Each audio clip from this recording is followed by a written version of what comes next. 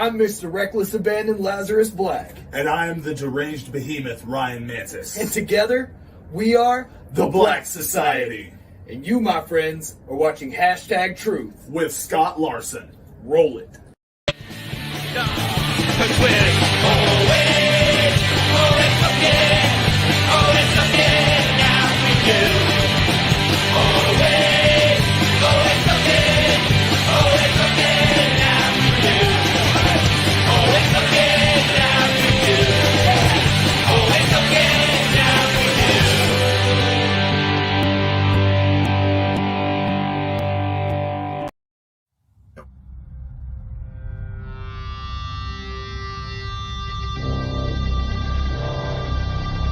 When I see you, you're gonna know that you're a man wanted dead or alive, cause that is what I'm coming after.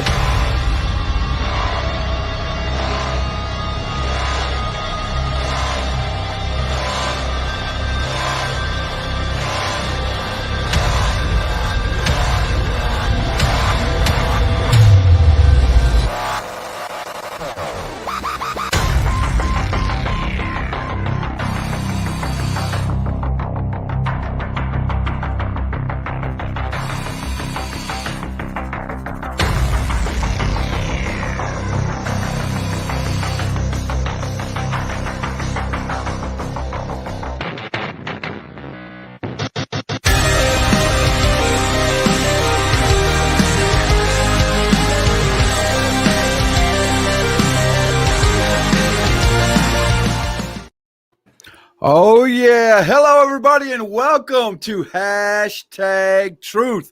Tonight, we have the one, the only, the legend in podcasting, Mr. Doc Payne. How you doing, sir? How you doing, sir? Sorry about that. I leaned over and get the phone out of the way. Man, I'm doing good. How about you?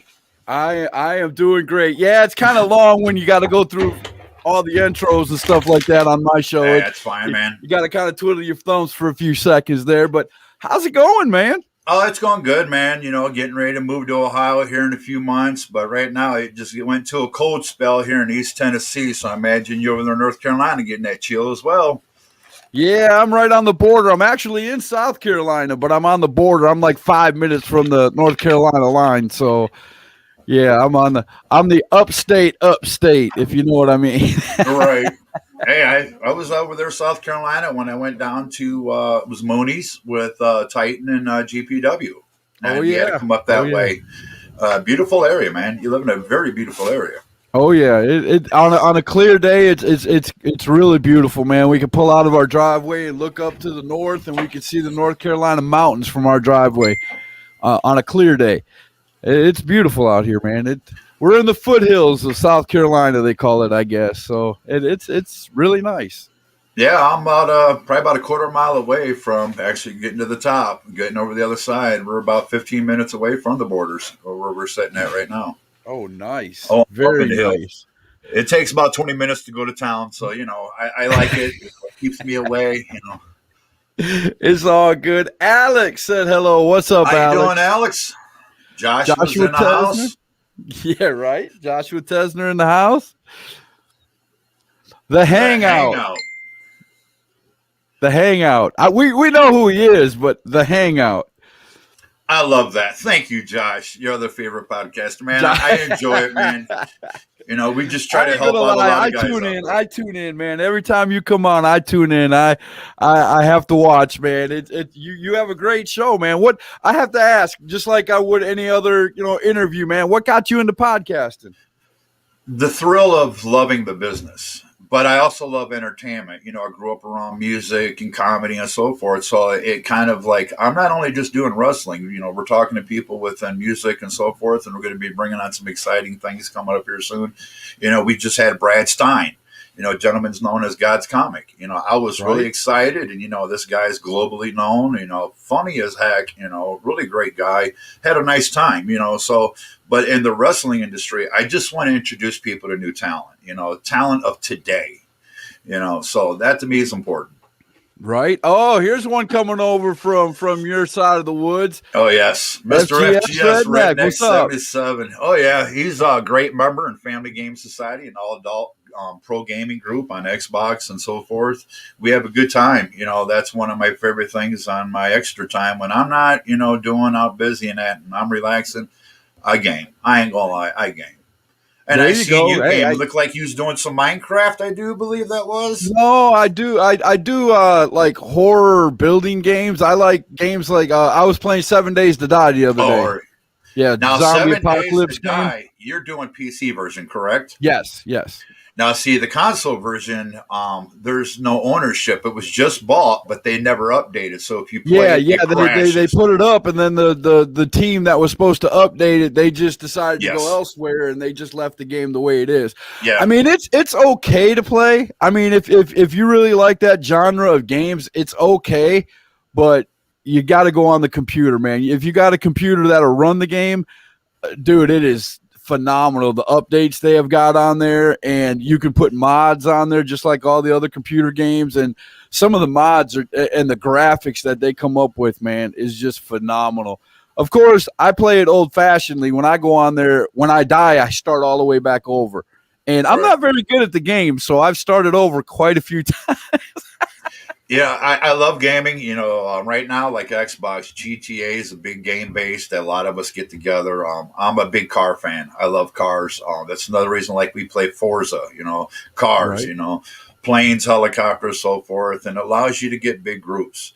But there was a game that was just brought out, that new poker, the next gen Texas Hold'em. It's cross-platform. I'm having such a blast on that thing. I'm gonna have to try that, man. We got an Club. Xbox. I'm a PlayStation guy myself. Well, it's cross right in front of my TV. We got a PS2, a PS3, and a PS4. We got all three of them set up right in front of our TV.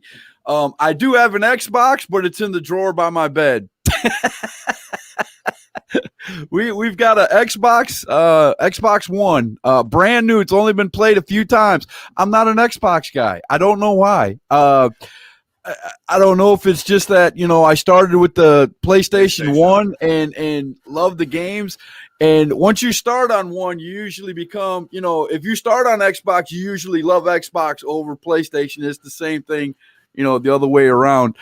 It's the controllers to me. When I hold a PlayStation, it feels small in my hands. I'm a big guy. If you're on a PlayStation side and you get a controller from Xbox, it feels really big to you. So that's actually a playable point that it kind of throws you away from it.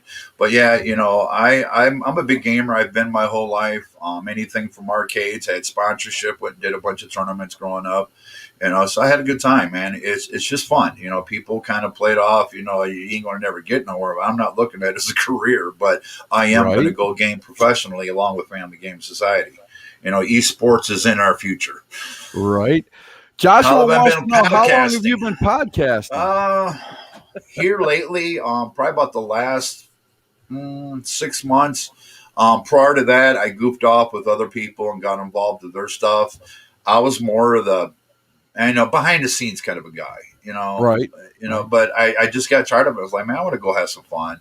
And we invested a lot of money in our production, our cameras. I mean, everything I do has been invested in. We've got a brand new merchandise shirt shop sitting here, never been used. Heat press 9-in-1.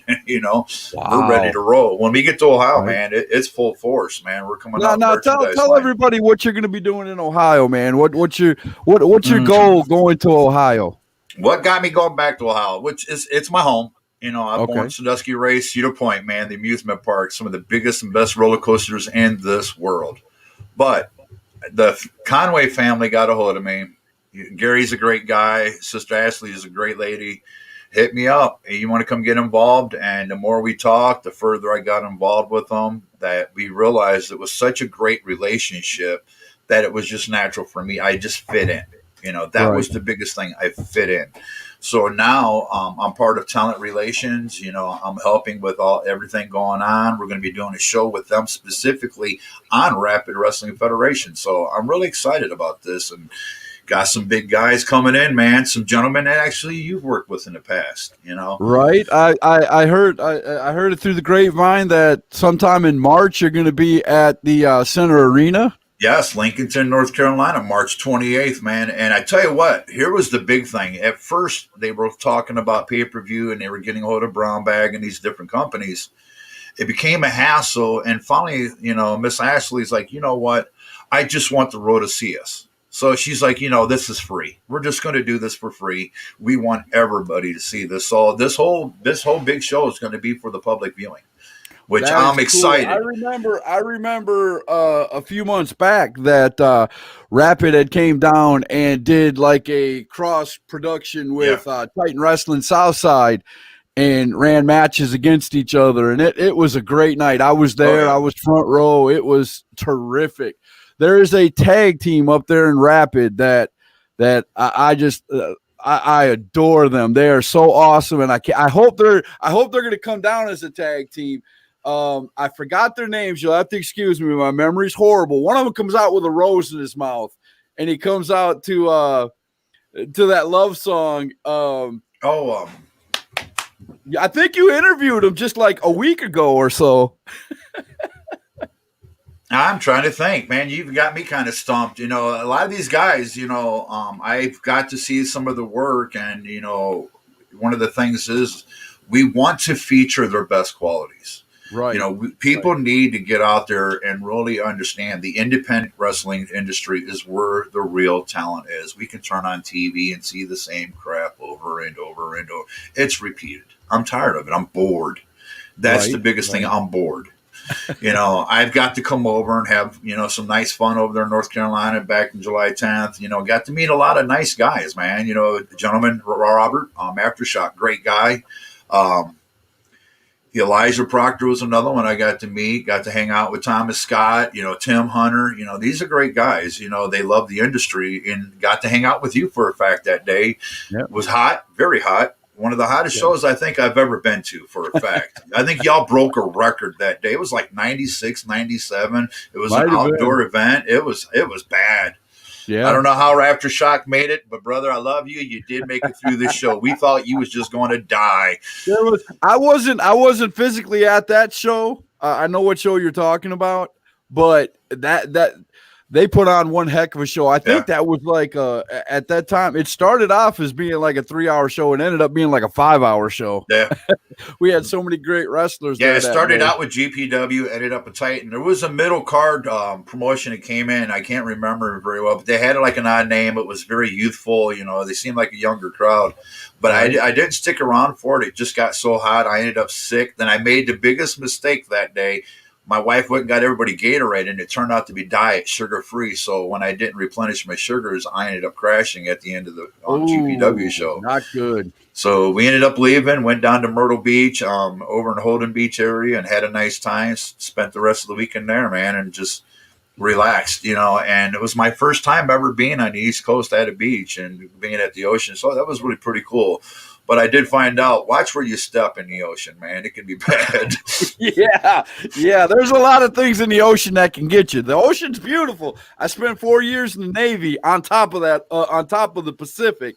So I know about the ocean, but man, I'm telling you, it is something, man. You got to watch where you step, where you swim.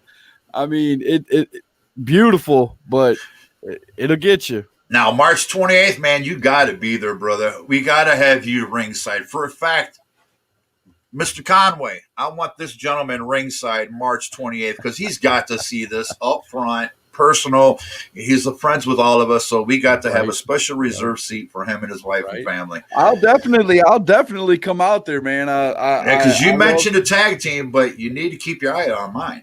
I mean, I'm coming out there with Punisher and Hunter Wolf. We talking two of the biggest gentlemen in this independent industry right now. I'm coming out with beast monsters. These ain't your normal fellas. And unfortunately, we both know NAV very well. Very good friends of ours.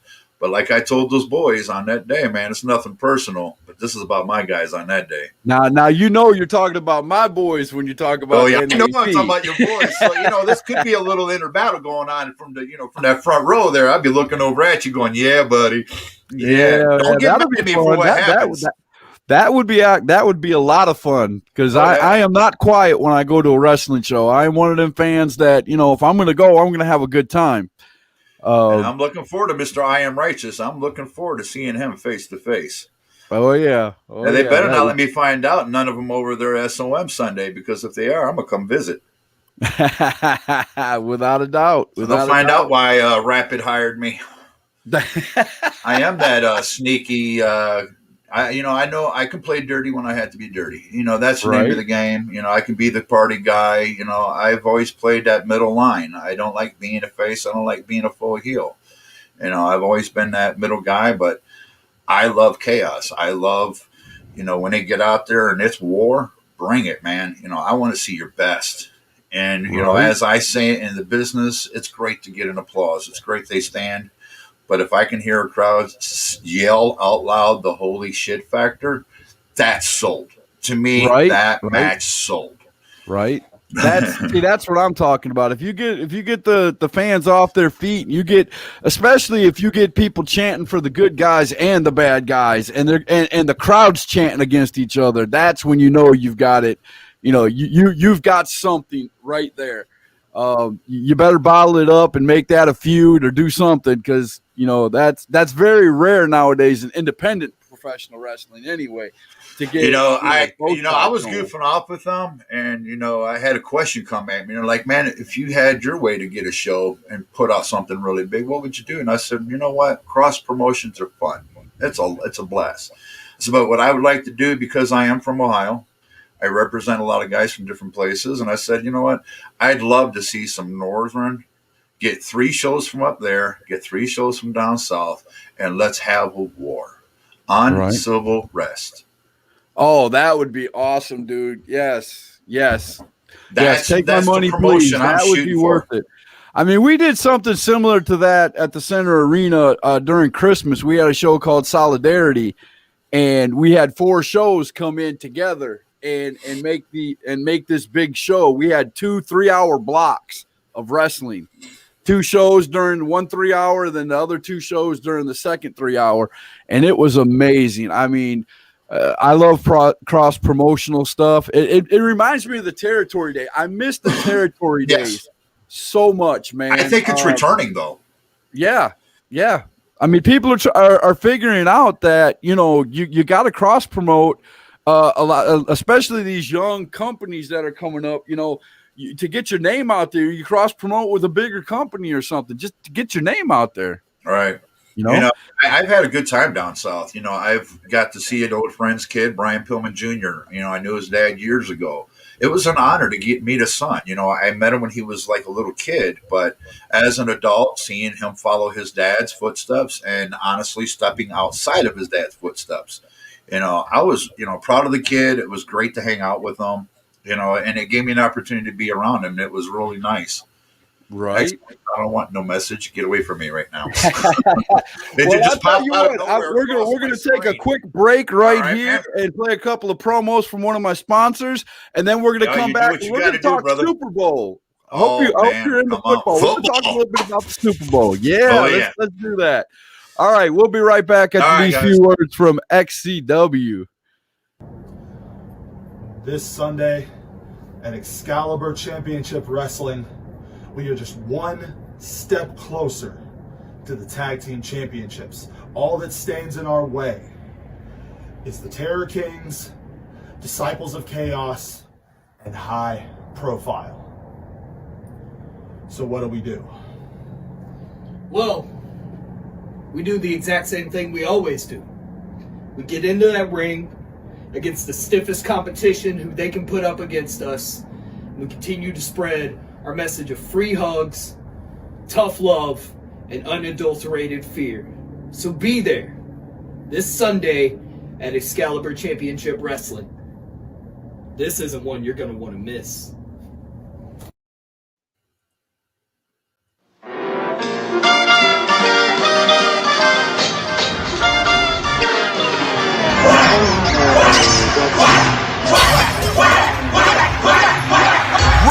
Rep for the ugly ducklings, outcast freaks, and they come from nothing. How fitting that this Sunday in Lincoln, North Carolina, Rob Killjoy makes his return to Excalibur Championship Wrestling. And I'm quite excited indeed, because I have the opportunity for a first time ever matchup. Myself versus Jackson Sane. Now, I'm pretty excited, and I would think he is too if he's capable of feeling excitement. But while it's true, I don't exactly know what to expect. I don't know exactly what I'm stepping into the ring with. The same goes for you, because I'm a duck, and you don't know what to expect from me. Now, while it's true, I might be venturing into uncharted waters, so are you. And whenever that 3 count hits, and I stand over you victorious, and you wake up and you realize that those uncharted waters were my pond all along. But I also find it quite appropriate, because like King Arthur pulled his sword from his stone when no one else could, I'm going to grab this promotion. I'm going to pull it from underneath the rubble, and I'm going to raise it above my head. So how fitting that it's named Excalibur. So this Sunday, come out and witness something special. This Sunday, Jack's the same. You're in for a treat. Quack. There you go, right there. XCW this Sunday going to have the tag team 4-way elimination match, and the champion is going to be tested by none other than Rob Killjoy of the Ugly Ducklings, man. So Super Bowl Sunday is coming upon us quickly, man. Mm-hmm. Who you got in the Super Bowl? KC. KC. Oh, I know somebody who I hope he's still watching. Alex. If you look at his picture, you can tell he's a big KC fan. He wears KC stuff all the time. I think he's in love with Mahomes, man. I really do. I mean, who I wouldn't don't want be? him to get confused, because I am a Raider fan, hardcore. My whole life, me and Mr. Chuck has that in common. Unfortunately, we had a bad season, very bad. I ain't going to talk about that. Hey, we made the playoffs, but our season was horrible too. Yeah, but you know what, man? Washington stepped up further than a lot expected. Oh yeah, our defense stepped up big time, man. If we could just get a quarterback, that's what we're waiting on. We just need a quarterback. So you don't think Tom Brady? You don't think Tom Brady can pull it off Without helium?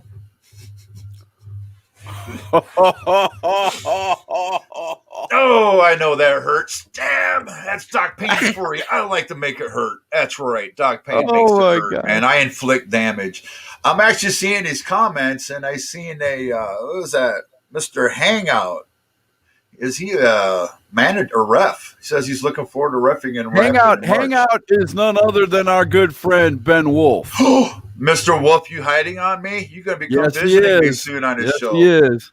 Better call that match straight, buddy. I forgot. It slipped my mind that you run the same program as me, so you can see everything that's going on my screen too. That's which cool. is great. I like that. You're right. It allows me to I can see comments coming in right with you, and it's a great software. I do like it. It's not complicated. I've got some new templates coming in that we're working on, so it looks even much better. Right. But yeah, man, just call that match. But you better be calling them straight, man, because I'm telling you, you've in the past, we know you've messed with little guy. You know, I ain't gonna say his name. You know, I am righteous. You've dealt with him. He's not much of a threat. I mean, he needed a booster seat just to get up to yell at you. But don't call it straight, man, because I am the manager you've never dealt with. But yeah, I'm seeing on here. You had Excalibur. Is that Riker and Avil? No, Excalibur is Ben Wolf and Playa. Playa, all right, because I hit him up earlier. I told him to come on, tell us all about the promotion, because a lot of people's not heard about it. And I've got a lot of friends that are interested, because one of the things is I want to introduce people not just to great talent, to great promotions as well, man. So if you're hot and you've got the talent out there, man, come on. I want to know about it. And hell, I live close enough. You never know. I might have to take a drive and come over and have some fun. Right. I've been known to hang over at SOM, and poor SOM. I felt bad for him, Mr. Justin Klein. I dubbed him. Me and Justin Klein have a really great relationship. He watches my show to learn how to podcast, and I leave him alone. That's our great relationship. You got it wrong. He watches it to learn how to say correct English. Let's get it correct. He can speak correct. There you go. Yeah, he is like a thorn in my side sometimes. But when Oh I yeah. go to the shows, he came out one day and he just rubbed everybody wrong, and I just dubbed him Doughboy instantly in front of the fans, and it came alive. We've got the commentator bringing on the pictures I printed of him on a Doughboy body, and I'm Oh like, I'm gosh. laughing, and I'm That's like, that's that's great stuff. and if That's you great can, stuff. and I was controlling these fans from the seat with the fans to the Right. point that 3 weeks in a row they damn near had riots. Right. They were Well, so hot. we talked about I Am Righteous. We talked about I Am Righteous earlier. So there was a time at 505 Live when NAV was going up against Mr. Klein's, picked tag Pets. team, Viva Las Amish and all that. And he was saying all kinds of bad things about NAV and all that stuff. So Oh, yeah. we did a ruse. We did a ruse on him on hashtag truth. We set him up. I had him talking about I Am Righteous, and I do my little commercial breaks, during my show for my sponsors and stuff like that. And we set him up good. We had I Am Righteous sitting down here in the green. I call it the green room down here where we, bring people up to be on the show. And I told him, when you see this certain commercial come on, you come up on the show, and when we come out of commercial, he's going to come out to you and not me. And it worked perfectly, man. I was You watching should have that seen day. the look on. That's the only time in Justin Klein's history that he actually his mouth just gapped open. He was like, No, we got one for you. We got one better. We actually broke Justin Klein. It was at a show prior to them shutting down, like 3 to 4 weeks. They went from the show to the dark matches. The crowd doughboyed him so bad, he got up and left the show live and recording, and they put his picture there instead. We broke him, he left, and he knows it. And we let him know every time we see him, like, you broke, dude. I have never seen many people break, but he broke. And I'm like, Doc Payne broke the you. crowd got to him, and he literally got up and walked through the curtain. Yep. Wow. I can get him every time. I'm gonna have to go back. I'm gonna have to go back in my 505 archives and check that out. I'm definitely gonna have to. Ask those Without a 505 doubt. fans. They loved it when they broke that guy. He just got so mad, dude. He just got up, left the show, didn't say a word, man. Redneck says he laughs at him when he tries talking shit to him, and it's fun getting under his skin. It's always fun. It's always fun, especially when you have heel managers. Yeah. And if you're somebody who is good with words or good with comebacks, and you're just as good as they are, it's so much fun to watch people like that.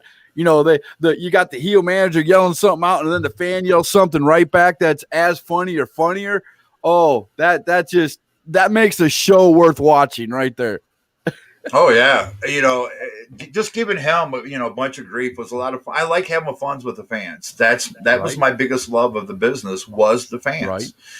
It was going out and just turning them up and getting them to react to you. And when they invest into you, that's the greatest feeling ever. Right. My first match, I was 16 years old, dude, and I got done watching everybody else. They're doing autographs, dude, just out of the blue. Some little 10-year-old kid come up and like, can I have an autograph? And I'm like, wow, I was sold. I mean, it instantly just pulled me in. I had the pleasure, and I will say this: I had the pleasure of last year. I called up GPW. You talked about Tim Hunter earlier. I called up Tim Hunter and I said, Tim, I want to find out, because I do hashtag truth. I interview wrestlers all the time. I want to know the feeling of coming through that curtain and having a crowd cheer for you. I said, would you allow me to, you got a heel faction out there at the time. It was called Desolation. I said, would you allow me to grab a couple of your babies and make a babyface faction and come out and have a good time? I want to know the feeling of coming through the curtain. I want to know that adrenaline of coming through the curtain.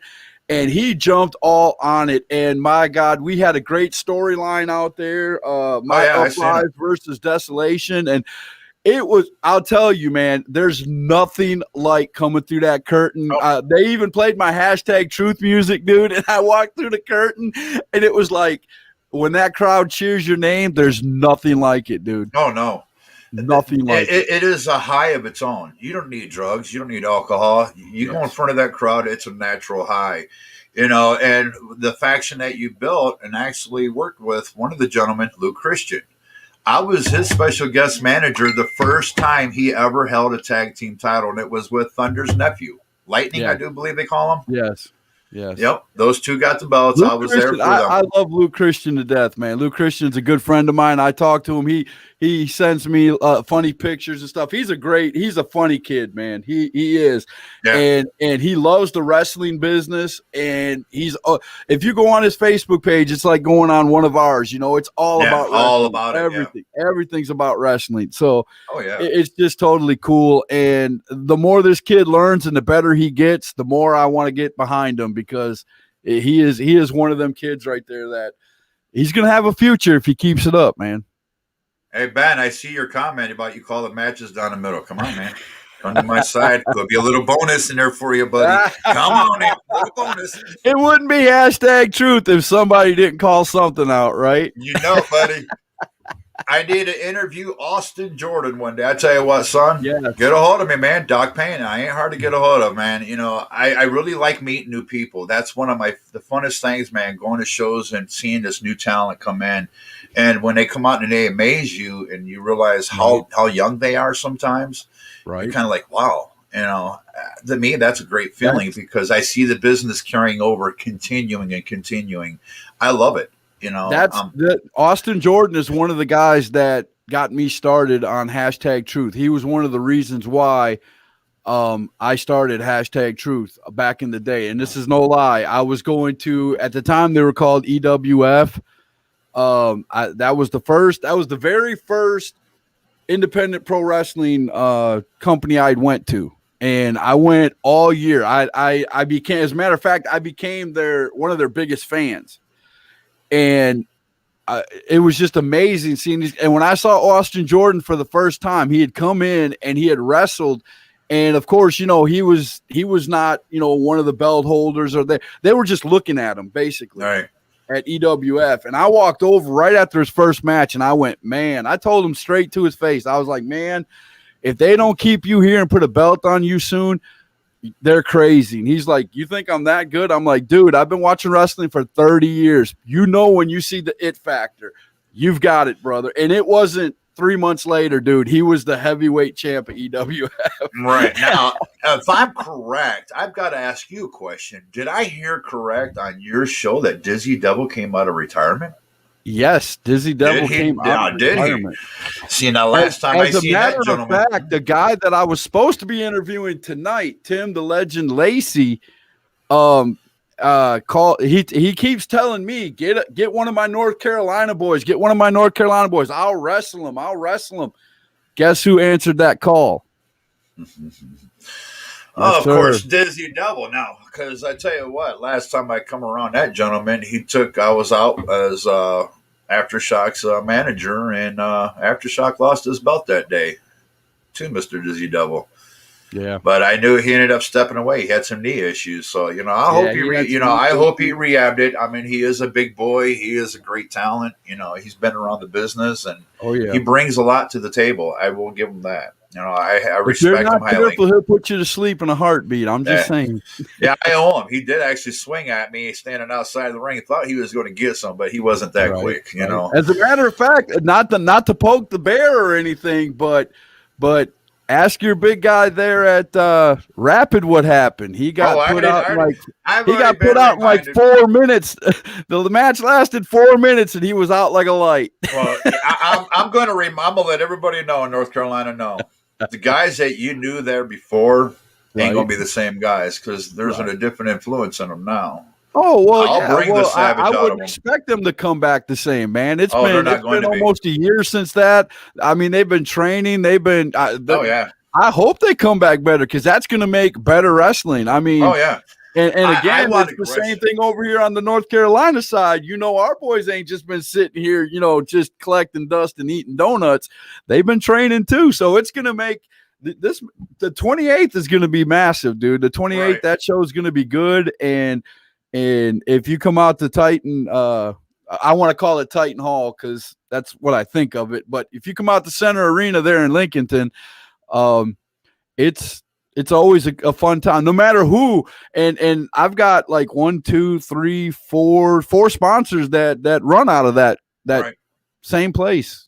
Oh yeah, So, it's a great location. I oh mean, yeah, when they finally got that, that was a big answer for them to the questions they had. It really changed things for them because right, before they were struggling. The virus came in, it caught them right, at the wrong time.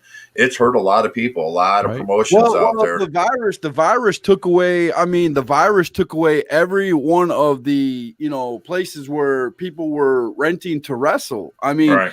all the government. It slipped my mind what they call them.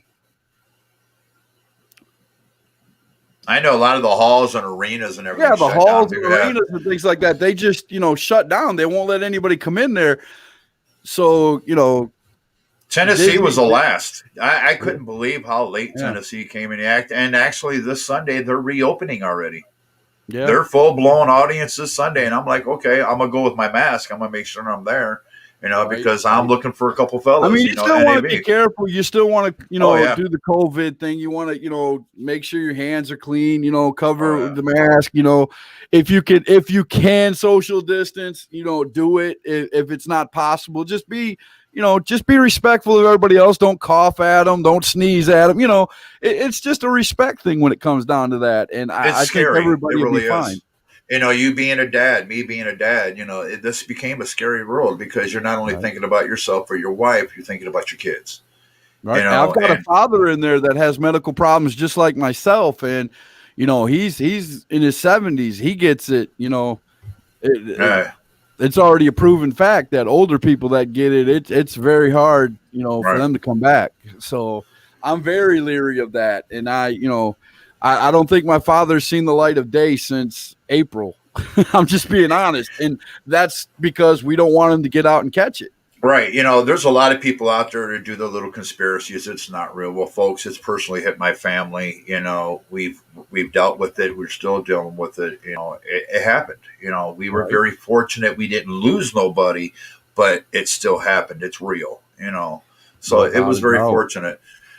You like the Titan Hall, Mr. Darkness, huh? I tell you what, though, man, too bad you ain't going to Ohio because the venue, will say thank you to Miss Ashley, man. The venue that she's got up there is beautiful, fantastic. 450 seats. Nice. That's a nice show. Nice. I seen that. Mr. Thomas Scott, how you doing? I just gave you some good credit. And I'm still wondering when you're going to learn how to wrestle. I'm kidding. Dang, he said that.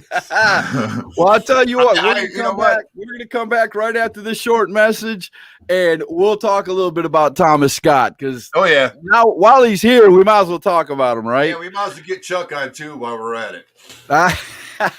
Yeah, somebody get a hold of I Am Righteous and tell him to come on over to YouTube, man. He knows where I'm at. All right, we'll be right back after this quick word from XWW. You and I have the courage to say to our enemies, there is a price we will not pay. There is a point beyond which they must not advance. Winston Churchill said the destiny of man is not measured by material complications. When great forces are on the move in the world, we learn their spirits, not animals. He said there's something going on in time and space and beyond time and space, which, whether we like it or not, spells duty. You and I have a rendezvous with destiny. We'll preserve for our children this, the last best hope of man on earth, or we'll sentence them to take the last step into 1,000 years of darkness.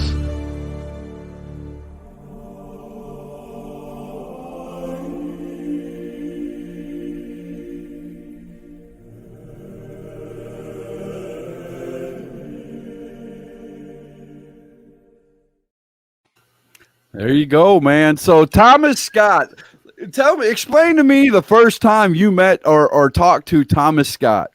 It was prior to actually the July 10th show. I'm really great friends with Christian. Christian James was over there with working with GPW Titan, doing stuff with them.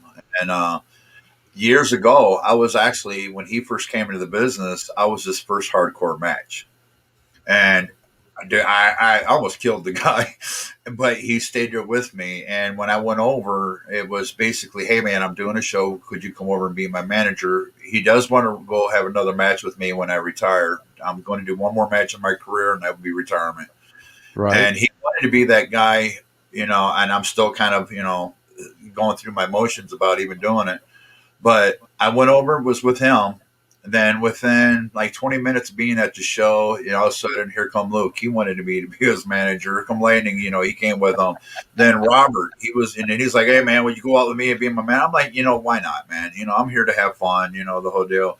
But, Right. I felt bad. Robert, he is a 500-pound guy. He is a big boy. I've seen him do some things that normal 500 guys can't do. And just so you know, because he did correct you, that's Out of Darkness, the near 500-pound Aftershock, and the Wrestling God. Now, where'd you get Wrestling God at? Oh, he must have lost That's some his weight. partner. So he's That's about his 4. partner. That's his partner. The Wrestling God is his partner. Oh, so he's got a nice tag team now. I have to check them out. Oh yeah, Out of Darkness. And I see Eric Craven mentioned, man. I was trying to get him on my show, man. Everybody's telling me, he don't talk much. He doesn't talk much, but when he does talk, you need to listen. He's a good wrestler. Oh yeah, I've worker. met so many good guys over there. Guy that made me laugh, Tim Hunter. That dude's hilarious. My God. I love when he comes out to the ring and he plays his heel, like scared, heel guy. That just it amazes me how good he is at that. It just makes me laugh. Oh, come on, Thomas Scott. I know you beat them both. I mean, I'll give Aftershock. I'll have to say he was exhausted just walking to the ring. It was 96 degrees, man. Right. It was just a hot day for everybody. We should have squirted everybody down going into the ring, basically, and wrestled in a wet ring. Right. But the one thing about Aftershock, though, he might look blown up when he gets in the ring, or he might, after a few minutes, he might even get blown up. But let me tell you, if he gets a hold of you, it's all but over. I wanted to get that mean streak out of him. That was my biggest thing. When I went out, I was like, man, give me your mean streak. I want to see the savage in you. Right. But, Thomas, Dizzy Double was on top of him, man. He didn't give him breathing room, and he took him out like he needed to. It's about the goat in the end of the day. That's just all there is. Right. When that title's on the line, that's all you want. That's all there is. And raising a title in front of a crowd, Dizzy Double, you can tell me yourself, sir, is that not a feeling and emotion like there's none other? Is holding a title in the air and represent your fans in the crowd. And it's not easy either, because especially if you hold a heavyweight title of any company, you're the face of that. That company is saying, look, you're the face of our company now. Heel or face or whatever your character is, you are the face of our company. You are our champion. You represent have to do this with respect and honor and all that good stuff. And it's big. Oh yeah, I respect the business. I love the business. A lot of people, I didn't tell a lot of people when I got into it. I started out tag team. I was 14 years old coming into it, trained for 2 years, wasn't even allowed to look at a ring. And then finally, boom, I get tagged up. They, going into the business, if you're still green, you don't know much. So you take your turns working as a tag team, and it helps you develop. That's how I got into the business, was tag team. I had a lot of fun. I got into the hardcore scene, extreme and hardcore battles are my favorite. That's my style. Right. When you came out, I love me a good, no DQ, bring out some weapon stuff. I'm not into the death matches and I mean, I know there's a place for them. I know, if done well, they can really be awesome, but it's just not my scene. It's just not. I guess you could say I'm that old fashioned wrestler kind of guy, come in, tell a story, make us happy, make us want to come back and. You want to know who actually made me love that side of the business? That was Sabu, Terry. Sabu. Yeah. Great guy. Dub, man. Yeah. Great guy. If you ever get a chance to talk with him, oh man, go for it. You can be a sponge around this guy. I call him Mr. Suicide. That's my nickname for him, because I've seen him do things. I'm like, what are you thinking about? Amazing things, man. When EC Dub used to work in that arena, man, he literally jumped from the third story, dude. Nobody ever did that. He was like, hold my beer. I'm good. Right off the edge. And ECW, all of them did amazing things, but he was, Mr. Suicide, great name. You know what my first job with them was? I was a blue guy in BWO running around. That's all I did. BWO, Blue World Order. And they painted me up in blue from head to toe, dude. I mean, I had my stomach puffed with pillows, and my face was blue, head was blue, the outfit was blue from head to toe. Running around New York. That was real fun, doing a big promotion Scott for had them, to make going sure over to you knew Philadelphia. he was the first Rapid champion, too. Well, I'm going to have to yell at Rapid for that one. What were they thinking? Should have been my belt. I did love the promo the other day. We did have Mr. I Am Righteous come on. We were on the Rapid Wrestling Federation page. We're doing a show on there, and he popped up.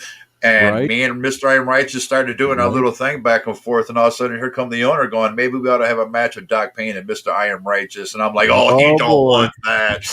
I'm like, and I called him out. I said, I remember a match over in Titan. I said, wasn't it you versus two people, and you kept crying to everybody how you're going to get killed? And I said, just imagine being with me, and it's even more, it's worse than that. So, I was laughing. I thought it was funny, great lady. And he's a great guy. I know that his schedule changed, and I'm hoping he's there Sunday, because if he is, I'm going to creep up on him. He ain't going to see me coming. I'm going to let him know exactly why Rapid hired me. That's, I'm going to have some fun. This business is about being big kids, and you have to be a big kid in heart to be in this business, right? Because you're taking another persona, another personality, and you make it come alive in front of everybody else, right? And it's either A, they're going to invest, or B, they're just not going to care, right? Well, we're going to take our last commercial break right here, and we're going to show the next Titan show, which is going to be the 5th, I believe. So, and I'm going to yell at Thomas when we get back. I just seen something. What's that? I seen the table comment. Table's dead, buddy. Doc Payne's in the house. Boy. We're going to talk about that right after this.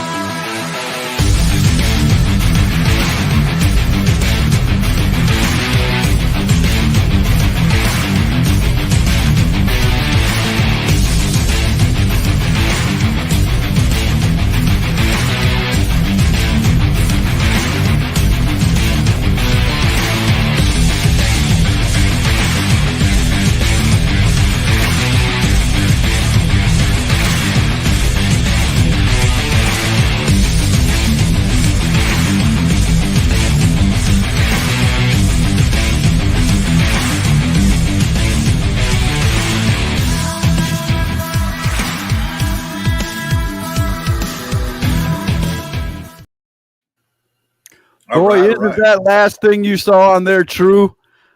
A man with nothing to lose is one of the most dangerous things. Oh, Mr. Thomas Scott, what's up at the table, man? Come on now. If you would be keeping up with the times and keeping your information correct, son, I killed the table. I did. I'm bringing the next gen.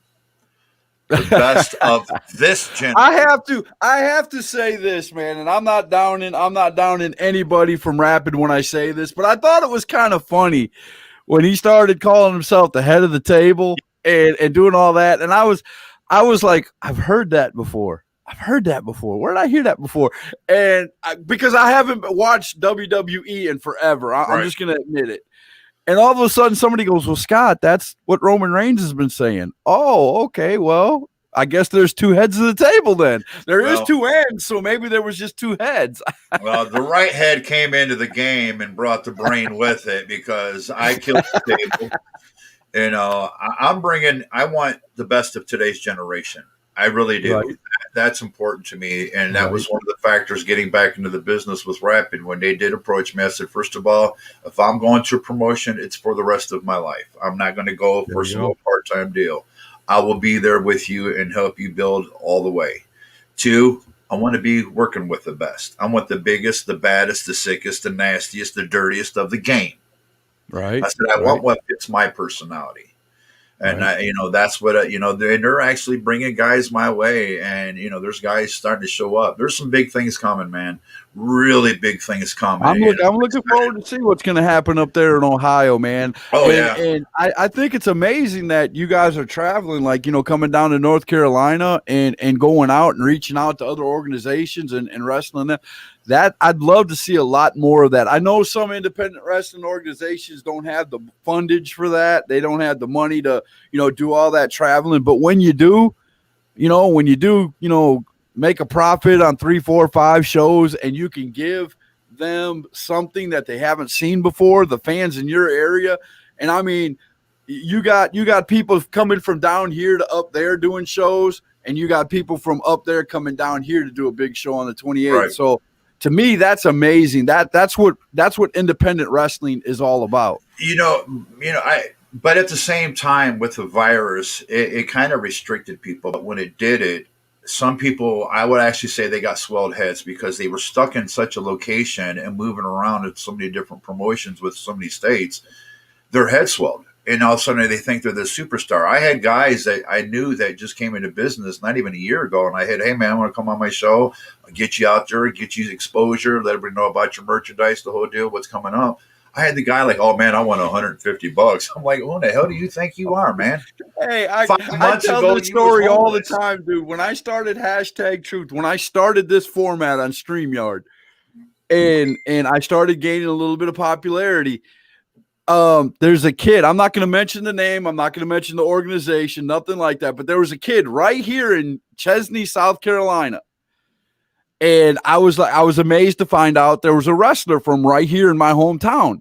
Right. And so I was like, okay, well, I sent out a message to him, and he was young. He was like 16. Okay.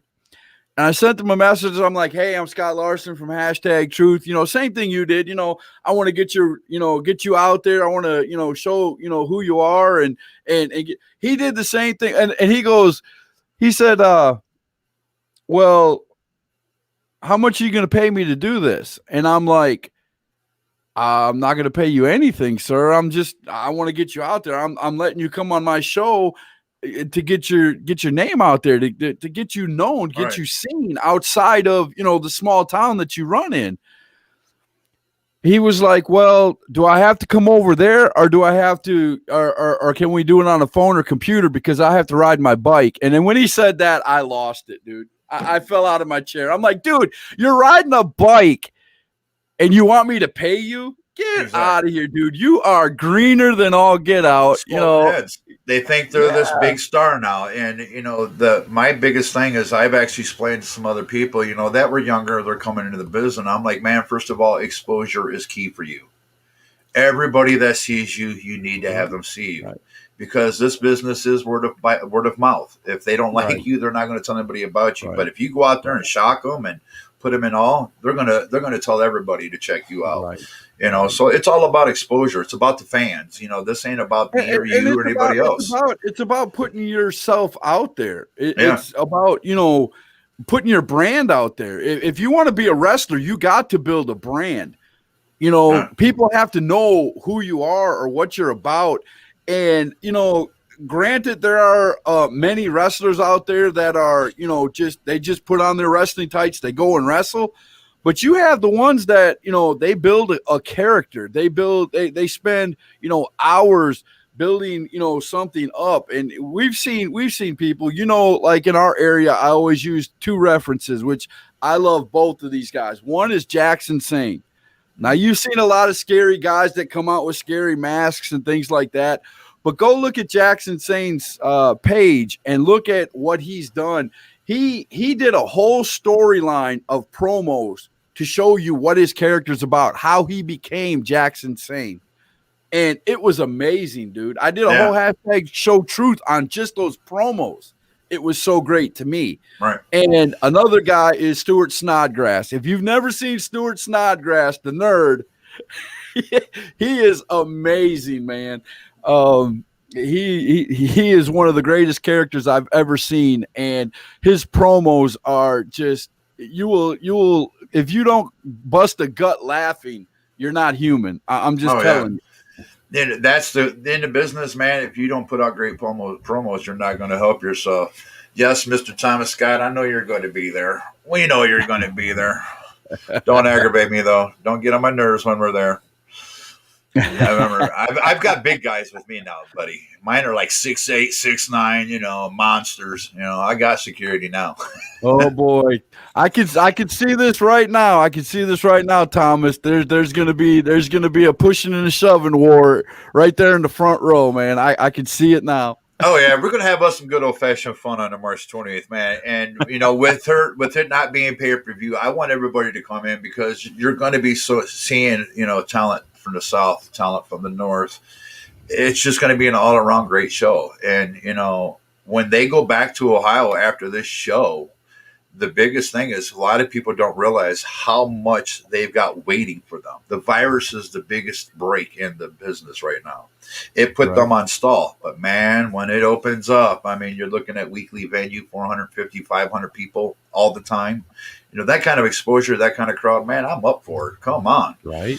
I will feed them like no tomorrow because I'm coming out with some of the biggest and baddest talent. But it takes work to pull in 450, 500 people. I mean, you got to go out and promote. The wrestlers have to go out and promote. It's not just, the few people at the top of the organization that promotes a show.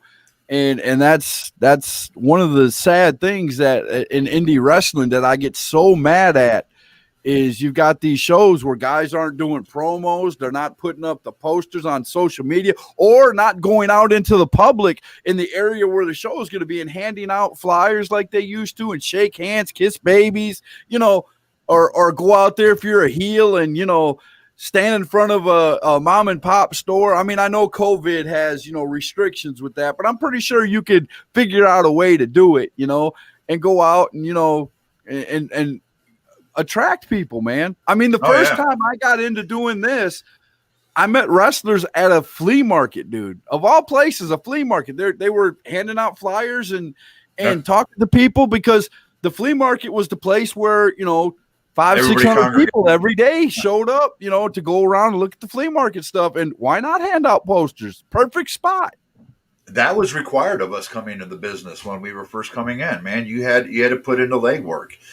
That's one of the things I like about Rapid that they're doing with their training. Anybody that's in training, you're going to be doing some legwork. You're going to be taking down the ring, putting up the ring. You're going to know exactly what we all did coming into this business, and we're going to be putting some traditional value back into this because I'll actually say social media did spoil some of these guys. They think they're so big because they're social media. That doesn't mean nothing until you're in that ring, and that crowd is the one who makes you become who you are. Right. And if you're not selling, you're not making nothing. It's just the way it is.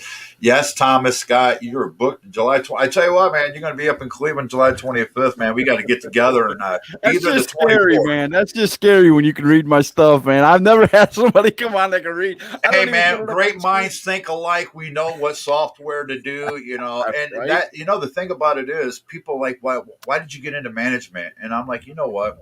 A gamer. If you've been in gaming for any period of time, you come across some of the biggest shit talkers in the world. And I'm talking from 5 to 70 years old. Right. That industry is so big. People don't really understand how big it is. And when I got with Rapid, one of the things is like you seen one of my guys from FGS, Family Game Society. I'm the president and owner. We're all adults. We all game, have fun. We bring other people in. We've cross-platformed. We're even mobile now, PC. We've got websites. We've got a Facebook page. We're doing all kinds of good stuff. Right. Walking around the neighborhood and selling tickets, not even being booked on the card. You know what? I tell you what, for a fact, our show is March 28th. I'm going March 27th to actually sell tickets, go around, introduce myself, put up posters, go to gas stations, bars, whatever I have to do, because that's what's required in this business. Right. You get out and you meet people. So, yeah, man, I'll be there a day early. So, is dinner on you there, buddy? There you go. Dinner and drinks are on Thomas Scott. I'll be there the 27th. Because they're flying. They're going to have me go in a day early and go in and handle business. I'm really honored to be part of the family. I really am, Right, right. and it means the world to And me. that's one thing that I do love about Center Arena and the organizations that are in there and the ones that are coming in and out. There's a respect for each organization. There's like you said, there's a family vibe. You're competition with the other guys, but you're respectful in the same way. So, I and that's really what we don't need. see nothing wrong with crossing and helping one another, because once they're staged in Cleveland, that's such a big platform for guys going up, because I've seen 70, 80, 40, 30 size of crowds. We're going Right. up there, we're talking 450, 500 people, and it's not far from the entertainment district either. So you're Right. not far from the Right. Cleveland Stadium, the Indians, Right. the Cavs. Right. You're right, not far from all of them. Right. And that's another thing too that people don't realize. And I had a conversation with many people about this and granted, Center Arena is a great place to go and wrestle, but it's in a small town of Lincolnton, North Carolina. It's one of those, you blink, you're through it towns. And I'm not downing the town. It just is. And, you don't think of Lincolnton, if you say Charlotte, almost everybody would be, oh, yeah, Charlotte. Okay. Yeah, I know. But if you say Lincolnton, people look at you like, where? So a promoter like that in that place has to do a lot more work than somebody who's right outside of, Indianapolis or, in Indiana, or in your case, Cleveland or Cincinnati or something like. If you're right outside of a big major metropolitan city, if you can't pull in 400 people, you're just not doing anything. You know what I'm saying? Monday through Friday, I'll be wearing a suit and tie, dress clothes every week. I'll be grinding, and when I talk to the owners, I told them, man, I'm gonna eat, breathe, crap, and sleep rapid. That's going to be my job. Monday through Friday, I'm grinding. I'm getting, selling tickets. I'm promoting. I'm marketing. I'm working with guys. We're setting up for training and everything. And I even told them, I'll go as far as going work out with them and, get my, kind of get work back up myself. And I just want to go have fun, but I really want to put tradition of value back into the work. There's leg work in this business, and that's what I'm offering. I'm gonna go out there, and I'll find those sponsors. I'll get those sponsors. It's my home area, so it's going to be pretty easy.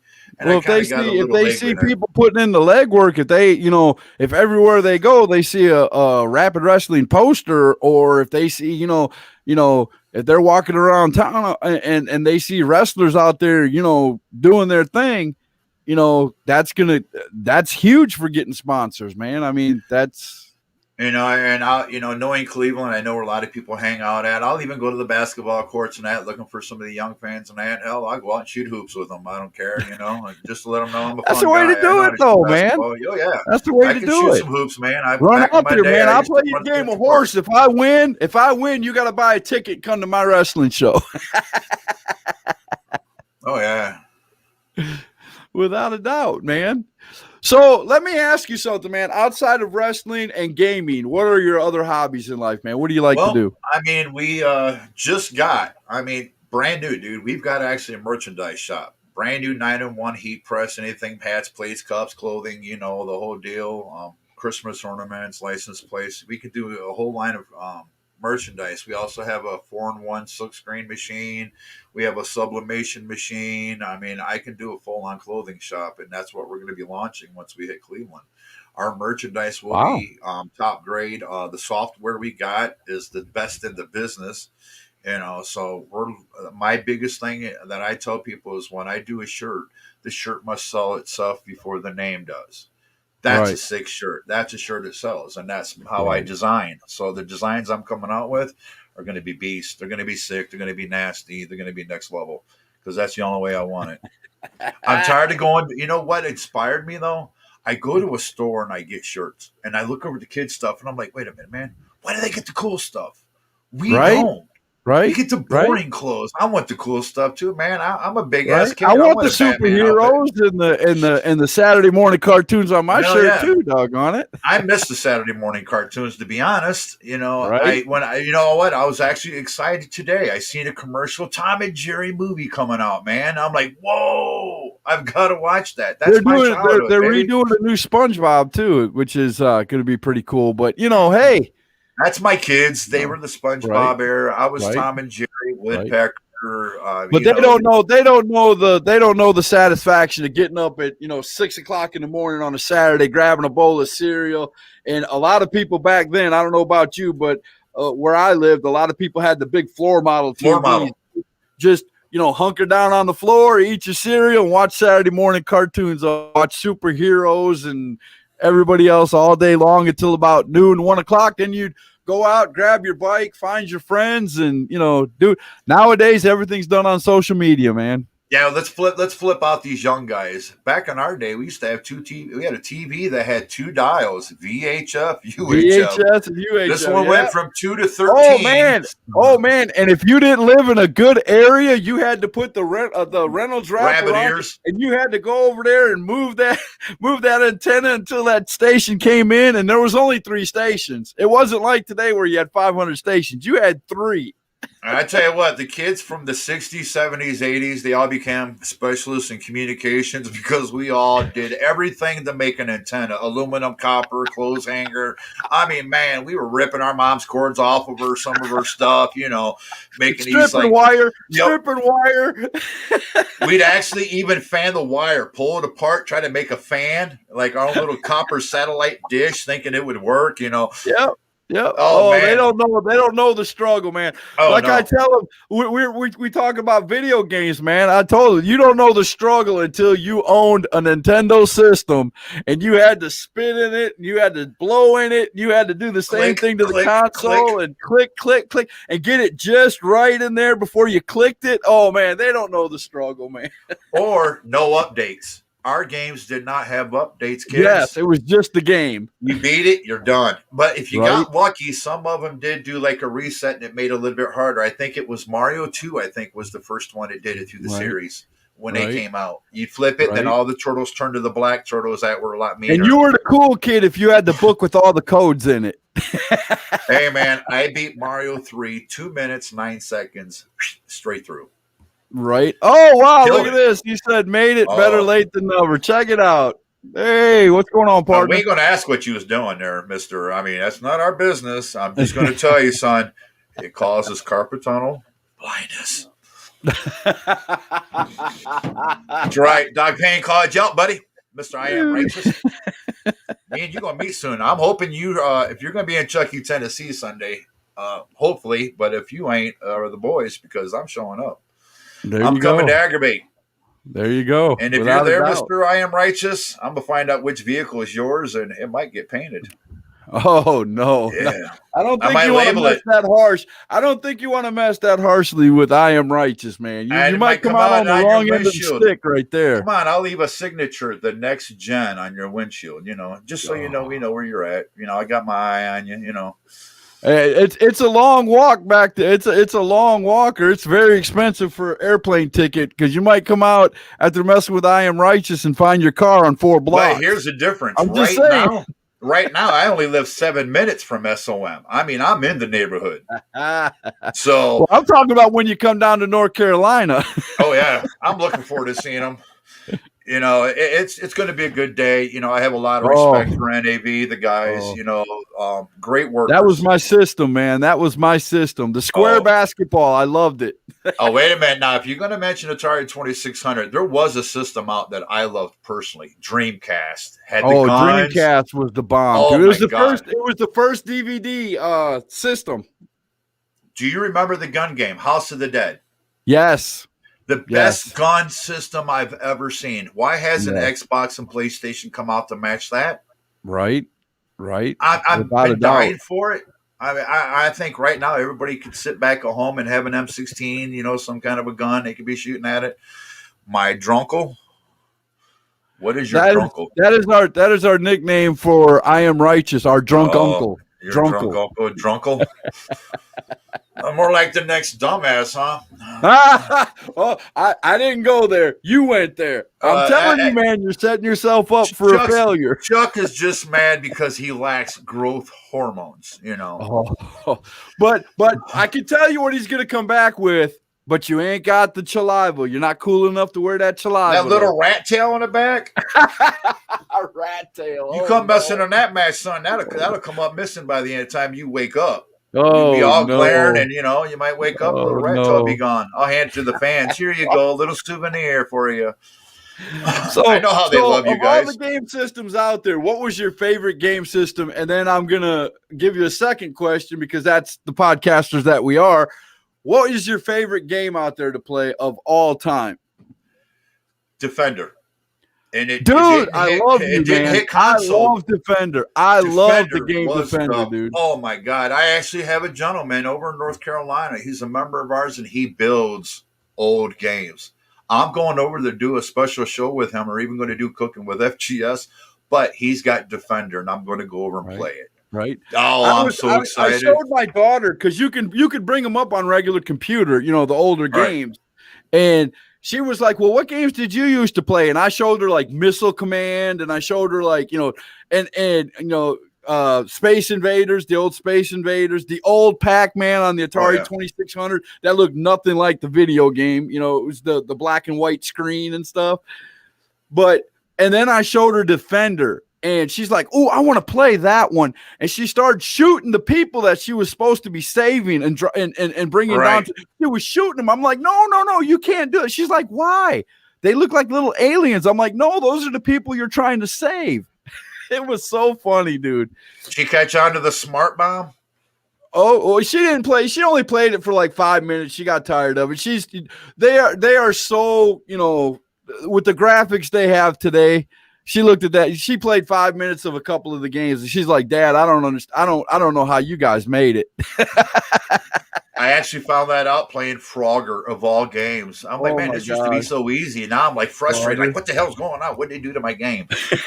Donkey Kong was another big favorite. Oh, Donkey Kong. I love Donkey Kong, man. Donkey Kong was another favorite. I used to have one of the little, and they just now like started an bringing it back out. The little game. Arcade games that came out when they first came out. I got one for Christmas when I was a kid, and it was Donkey Kong. And I played that game get a hold of your forever. boy. He does comics and collectibles. I do believe he's a sponsor of yours. I do want to get a hold of him. What I'm looking for is a replica of the Gears of War 1 Gnasher. Ooh, yeah. Ooh. And a Lancer would be nice, but Cotton, man. I'll throw you his number. You'll have to get a hold of Cotton and see if he's got that, man. Now, because Gears of War, that when Xbox came out, that was the game I got caught on. I was part of the Gears Elite team. I mean, we took that championship. That was ours. You couldn't touch us. I mean, that's a nasty game. I love the graphics on it. When you shoot somebody in the head, it does disappear. So I'm like, yeah.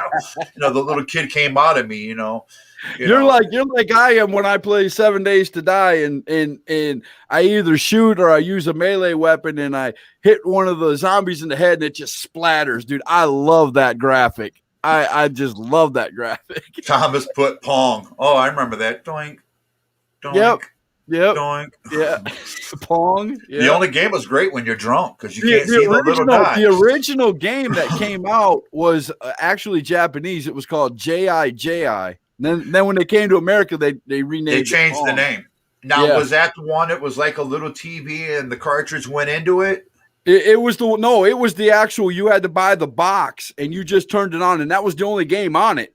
Yeah, well, the one that we came across, my uncle got it from overseas, and it was like a TV, but the cartridges would go under the screen and go in that way.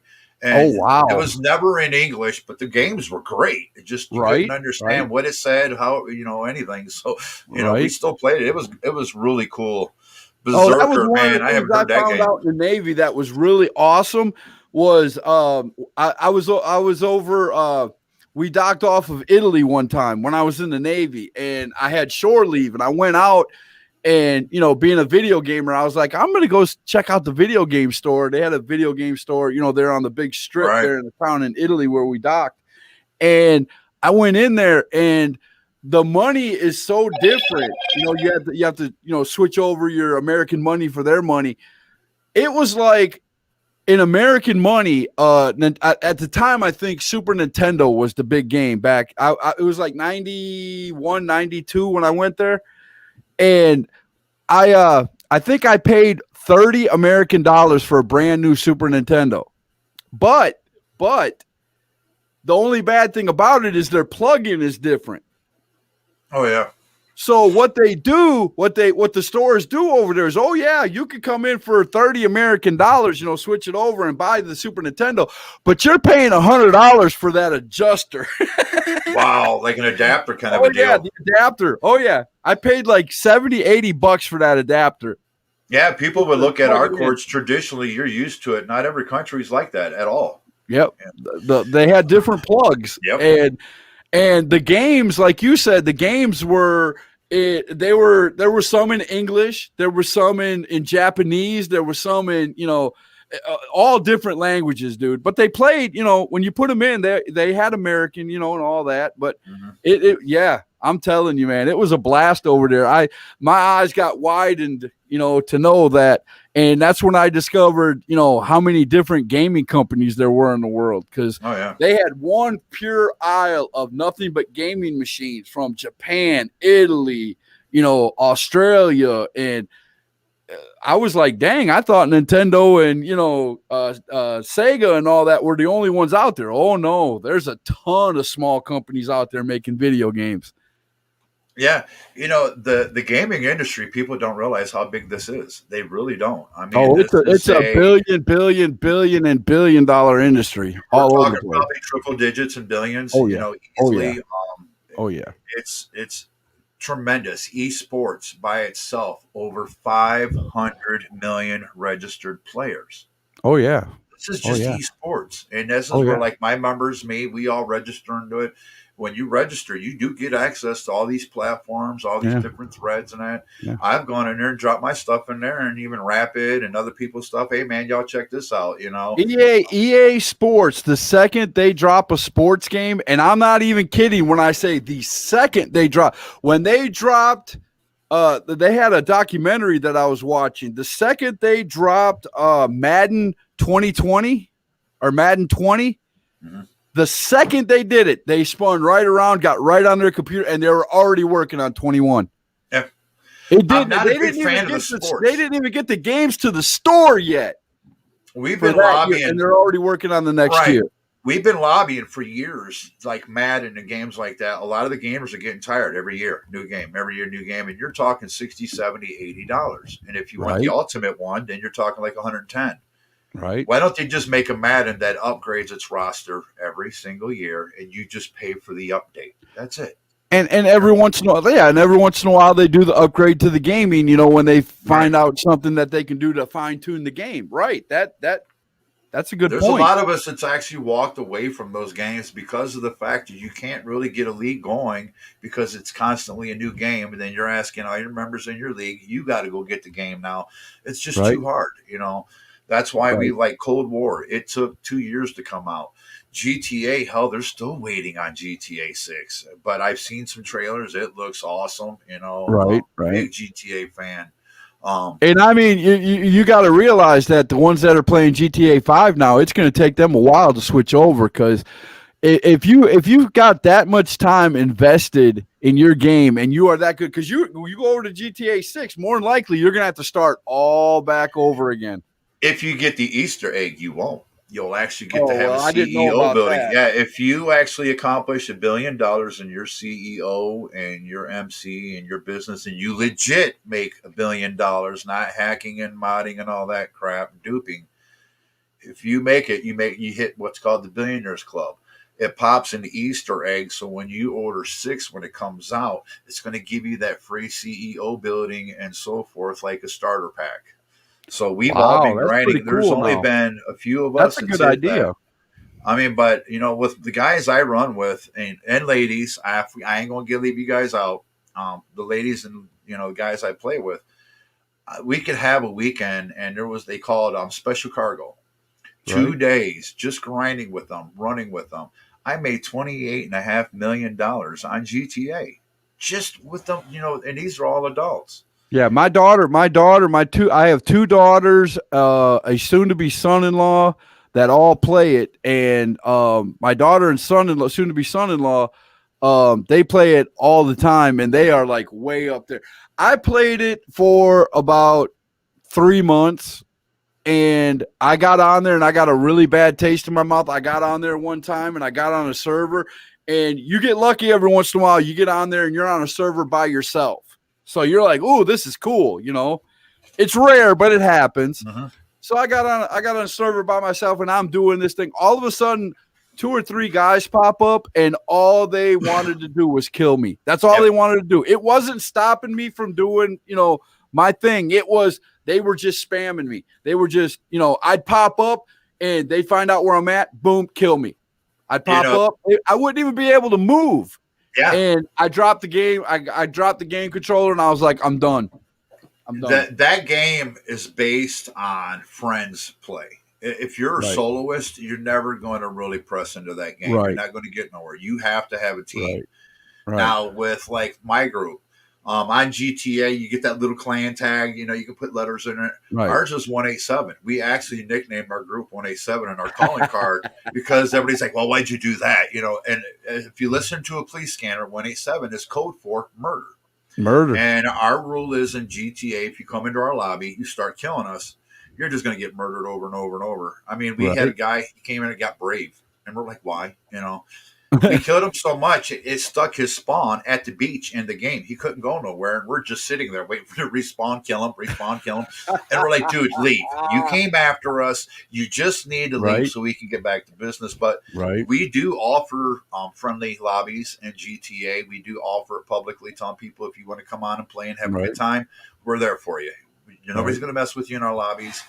We do know how to clean them, get a clear lobby, bring people in, no problem. That's just how they roll. Did you just see that? We mess them up hardcore. That's right, buddy. And now you see that I am righteous. It's not just the fact that when I go into the professional business of wrestling, I run with the biggest and the baddest and the best. But also in gaming, buddy, I run with the biggest, the baddest, and the best in gaming. It doesn't matter what I'm doing in life and wrestling and gaming, dude. I just run with the best every day. Yeah, it's been so long since I've done gaming with a group or whatever, because it's hard now with the schedules and everybody working, COVID and all this other crap. It's really hard to, I deeply respect if you've got a team that gets on there all the time. That's awesome, dude. That is if I had that, I would be gaming every day. Family Gaming Society was formed in 2013, been going strong since then, and a lot of people call groups clans in gaming. We're not a clan. Family Gaming Society is the first family in gaming because that's how we act. I mean, we treat each other with respect. Our brothers, our sisters, that's how we act. Just every day we get on, and it's great just to talk with people, Rednecks watching us or listening to us and playing GTA at the same time. He's loyal. He's loyal. He watches you quite a bit as well. He sticks with me, man. You get on. He's our little. He does our Rockstar News on Family Game Society Facebook page. He goes on and tells you if you play Red Dead. And see, bringing that back to wrestling, see, people don't understand. People ask me all the time, Scott, why do you keep sharing other podcasts to your page? Why do you keep doing that? You're taking fans away from yourself. No, I'm not. No, because they do the same thing with me. Yeah, we're family. When they see that you're, doing that, and they're like, oh, wait a minute, this hashtag truth guy over here is lifting us up. Hey, I'm going to look out. And when he comes on, same thing with you. When I noticed you were doing a podcast, hey, share I actually had you come over. You actually came over. And we had a nice time. I'll make it clear so everybody can understand. That was before the relaunch and all that when I was actually going to retire. And I thank you for that, man. That was Did a you great actually interview. take my advice about that fact checker?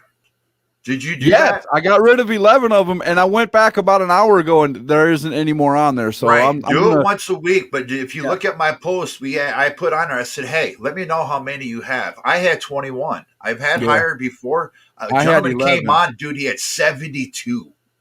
Wow. And I'm gonna let people know if you don't know what this is you go onto your Facebook, go into settings. When you hit settings, go down to settings and privacy. Go to blocking. When it pops in, go in where you're going to type in a name to block. Put in the 2 words, fact checker, FACT checker, CHECKER. when you do this, it's going to bring up a whole And hit list.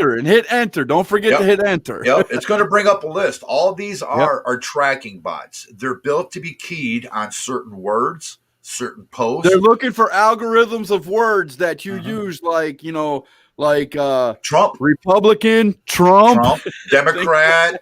It's just certain keywords. The F bomb, the N word. I mean, they are filtering certain words, but right now they're all over Democrat, Republican, Trump, all over. Right. You know, I don't call myself Republican. I don't call myself Democrat because I don't believe in choosing sides. We're all American. We all I do, red. but I'm not gonna. Right. I rarely talk about it. Right. You know, I just want people to have fun. You know, don't get caught up into this. And, you know, that's why I get on here as well, is let everything else go. Turn off the news, you know, kick back, have some fun with us. Go on and have a conversation, chat, you know, ask some questions. That's what we're about. And see, and look at this right here. We've been on for an hour and 25 minutes. We've talked wrestling. We've talked football. We've talked video games. We've talked, you know, I Am Righteous. We've talked Thomas Scott. I mean, we've talked a whole ton of things. I ran out of commercials. We've talked so long. I got a question for you. I'm not ready to get off. McGregor, what'd you think of that? The McGregor fight? Yeah. Was you surprised? I was shocked that he didn't win. I thought he would come back and win. You know, when you get that moniker, the greatest of all time, and you decide to come back, you better have your best game on. I don't think he had his best game on. I really don't. Oh. It looked like at some points in that fight, and I watched the fight, that his heart wasn't in it, man. You know, I grew up actually around, you know, combat, and my best friend grew up with him in school, trained with him, mentored with him, Kevin the Monster Randleman. Yeah. Lifetime best friend, man, from kindergarten all the way through high school, the whole deal. That's one sport that me and my wife love to watch together when it comes on. We'll watch UFC Unleashed. We'll watch there's another channel. There's an oil channel. What's that oil channel? They run I can't think of the name of it, but there's an oil company that actually runs a MMA channel. Right. And they're really good.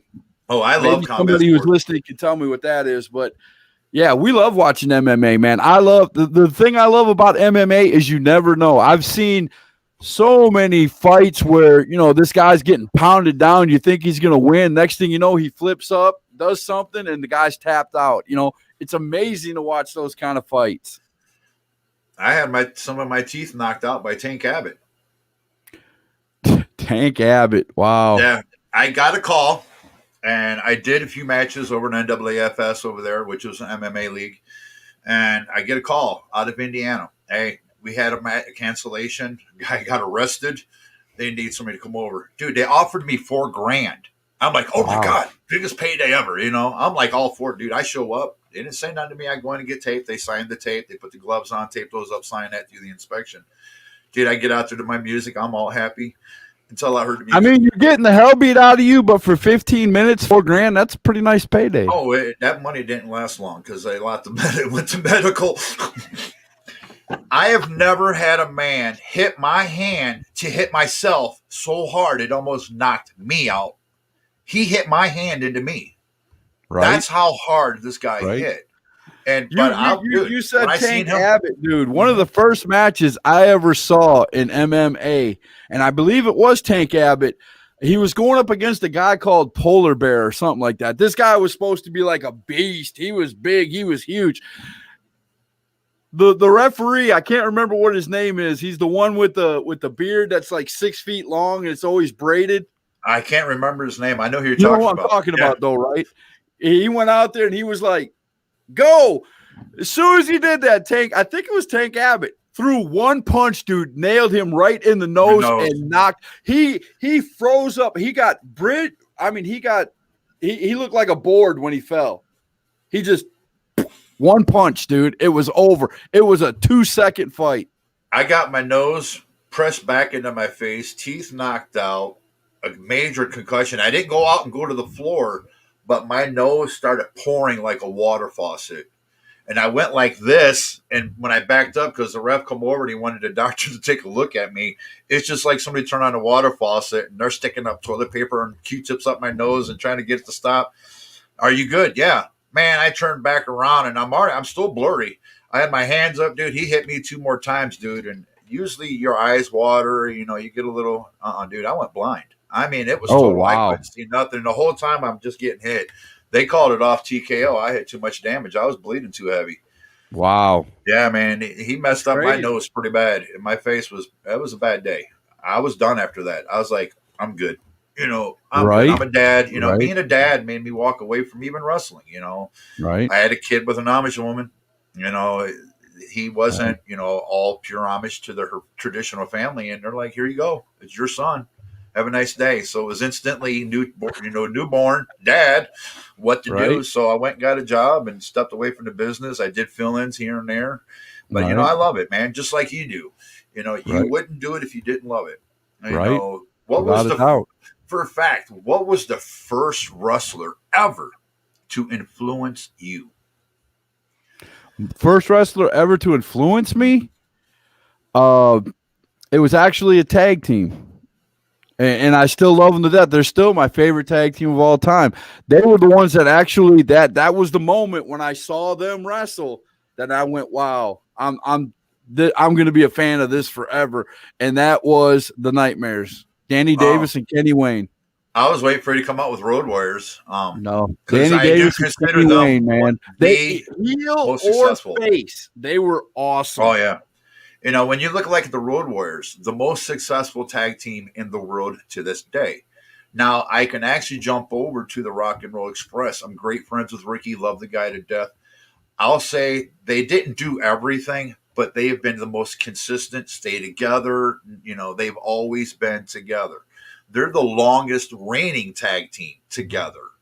They pretty much have the record. I mean, these guys are going to do it until their legs just completely fall off. That's Ricky for you. I don't know. Have you got to meet Ricky yet? Oh, yes. Oh, yeah. I met Ricky a few times. As a matter of fact, I even had a 15-minute interview with him at an EWF show, which is on my YouTube page here. Wait a minute. No. Yeah, it's on my YouTube page here and on my Facebook page. Let's go check that out. Everybody go check that out, man. Ricky's a cool dude. If y'all wrestling fans, I know you love the Rock and Roll Express. Oh, man. He Awesome loves guy. to talk wrestling. He loves to talk wrestling. And if you really want him to start telling stories, all you got to do is mention his son, Kerry. Oh, yeah. Instant stories, boy. And it ain't gonna be my son wrestles. It's not gonna be my son wrestles. My son doesn't. Every time I've mentioned Kerry in front of him, he tells me a story about when Kerry was a kid and he did something stupid, or Kerry, Well, I kind of got the girl stories when I was going over hanging out. It was me and Big Al that go over there and hang out with Rick, and we get the old stories back how the ladies were back in the day. But we all knew that, Times have changed, though. Back then you used to have to actually talk to a woman face to face. Now they that's why divorce is going to be up in an uphill rate over the next 10 years because nobody talks. Or they all talk online and you don't really know who you're talking to. Yeah, I know. I watch my kids now. Oh, he broke up with me. Let me guess. He sent you a text? Yeah. Oh, my God. I just want to go kill young guys now. That's the hardest part of being a dad right now, man. It's having a daughter. Every time I meet a boyfriend. I got a 13-year-old who thinks she's 20. Mm-hmm. A mouth? Let's just keep going and going and going and going because mine don't shut up. Oh, my God. Yes, we know, Redneck. You're on a lobby right now. Yeah, mine's a gamer. My daughter's a gamer. She's she loves watching YouTube. She loves going on TikTok. She loves, everything that kids like to do nowadays. We waited till she turned 13 to give her own phone, and I think it's permanently attached to her right hand. Let's see if we can get Scott in our contest. Hey, Scott, we are actually doing a contest because gamers all know all about it. They know the game. Fortnite. We're actually doing a Fortnite dance challenge to do Fortnite dances. I already told you I would do it. I told you me and my daughter both would do it. Now I'll get out there. Y'all can send your videos to DocPayne2021 at gmail.com. Send us your videos, and we're actually going to play those live so everybody can check out your Fortnite dance, because I'm going to be doing one. We've got other members of Family Gaming Society to do it with you, and we want to see kids, adults, everybody just have fun, and we're going to share your videos. Oh yeah, me and my daughter will definitely do it. Remind me, played send me, Fortnite. send me a message on Facebook. That way it'll because you know my memory. I'll forget. I'll forget 10 minutes after we get off of here. Send me a message and I'll check it, and I'll make sure me and Destiny do one tomorrow for you. All right, cool. And we'll get that out there and share it with everybody in that. But yeah, man, it's been a lot of fun. You know, the business has been really better for me in my life at this time. You know, previously it had its moments. You know, Right. I do watch down south. I do see some people conflicting with one another, and I've gotten on a couple of my friends like, hey, man, y'all need to kind of change your attitudes and help each other out instead of going after each other, because Right. if you don't, you're just going to build a reputation for yourself that you don't want in this business. Right.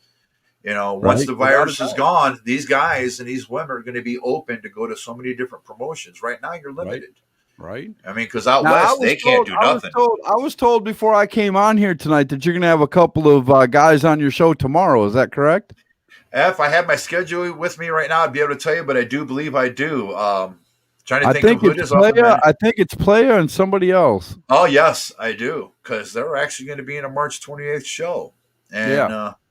you know, DOC is going to be with you tomorrow. Yeah, a very interesting group.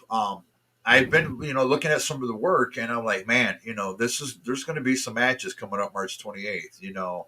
I'm curious. NAV with, against my guys.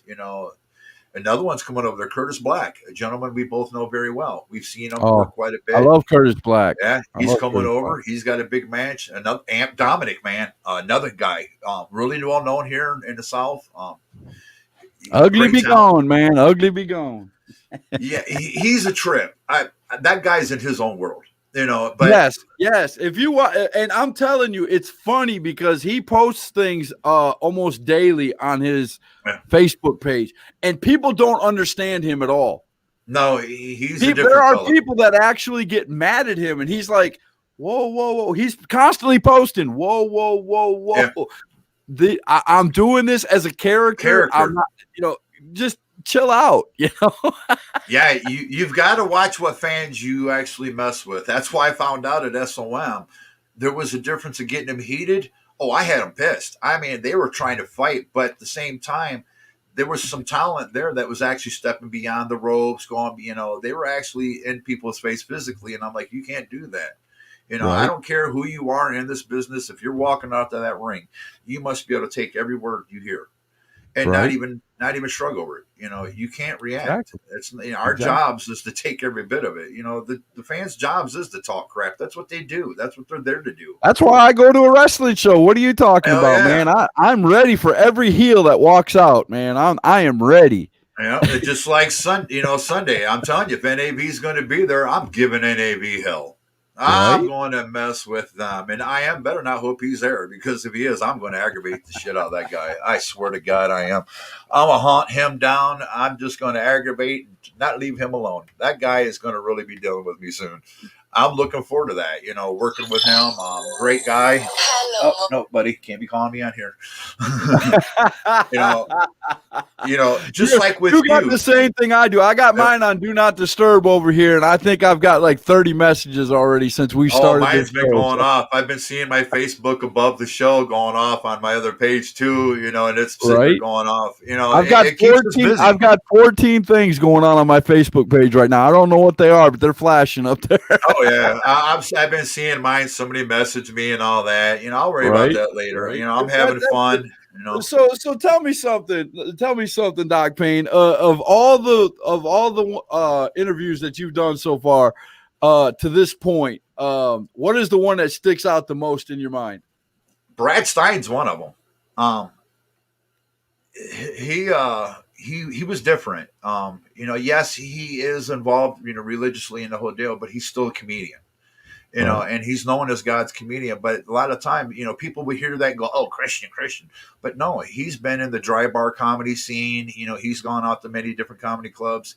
He's still a comedian. You know, just because Right. he's clean does not make him not funny. And having him Dude, on, I had there's a hell of a ton time. of clean comedians out there that Oh are yeah. Sinbad was a clean Oh, I love comedian. Sinbad. He's hilarious. You know, we've got a lot of great guys coming on. You know, I couldn't. It'd be unfair to pick one. You know, right now I'm after Right. Marcus Erics, a guy that's from out Right. west. I've got to meet. Oh, I've interviewed him a couple times, man. He is special. He is really good. Yes. He's out there right now. He's out there right now training under the AEW umbrella, and his girlfriend just hit Brooke, AEW the Brooke dark match. Havoc just did an AEW dark match, and we are so proud of her, man. Oh, yes. She is. I mean, she got her butt kicked in there. I mean, they put her up against one of the best competitors at AEW and Britt Baker, DMD. I mean, she was doomed from the beginning, but man, she gave her a fight though. She slapped her and smacked her and got a few moves in before she finally made her tap out. But you know, actually, you know, there's quite a few people that, you know, we, you know, living down here and being around in the business that you do become proud of, you know. Oh yeah. Seeing them go to that next level is great, you know. Oh yeah. You know, but with I've me, seen, like I've seen Rapid, a few wrestlers so far that I've been friends with that I call friends. I've got a couple that actually has went up to Raw and slap. I want to say Slapdown so bad because that's my other show, SmackDown, and they've been like extras coming out, you know, doing something with the wrestlers, or they'll be sitting backstage at being an extra. You know, to even get on the show, period, is amazing. You know what I'm saying? Yeah. You know, like coming when I first started coming up, you know, Mike Mazanis, I knew him personally. We hung out, you know, a lot of people got to hang out with him. Goofy guy. Then all of a sudden he hit MTV. From there, he blew up into WWE. We're all proud of him, man. He was, you know, home state product. You know, Gargano is another one that came out of Cleveland. There's some big names coming out of the North at the same time, man. Now I'm telling you, now you're saying that. Now I'm originally from Wisconsin, and I grew up. I grew up a lot of my life in Milwaukee, Wisconsin, and Gargano. One of his biggest rivalries is Ciampa, and he was a tag team partner at one time. They won the NXT Gold, and then they became. Boy, I'm telling you, the three. If you want to see 3 5-star matches, go back in NXT archives and watch Gargano versus Ciampa. Those 3 matches I know exactly the match you're talking about. Dude, one of them, they actually pulled the ring mat out and slammed each other down on the wood, dude. Oh yeah, I bumped the wood one time. People, I'm telling you, it's not advisable. I was being stupid, trying to be a show off at a deal, and I'm like, oh, I could do that, being just a mouth. And dude, that hurt. Getting back up from that wasn't the easiest thing, man. It hurt. I bet it did. Yeah. There's been moments where I've done things and later on go, what are you thinking about? What were you doing? Right. That's why I ask when wrestlers come on, especially when, in independent wrestling, when they're like a 20-year vet or 15-year vet, what's the craziest thing you've seen or done? That's one of my questions because, man, the answers I've gotten throughout the, 3.5 years I've done this is some of them are just amazing. Some of them would just, it would shock you. Some of the.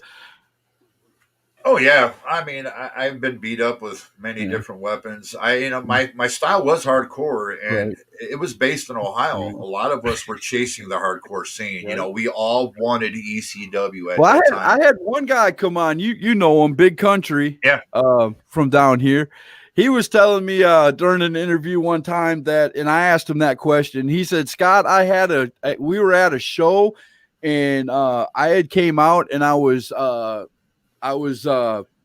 walked somebody to the ring. I was their manager. He said, and this guy was out there and he started mouthing with me. We went back and forth with insults, normal stuff.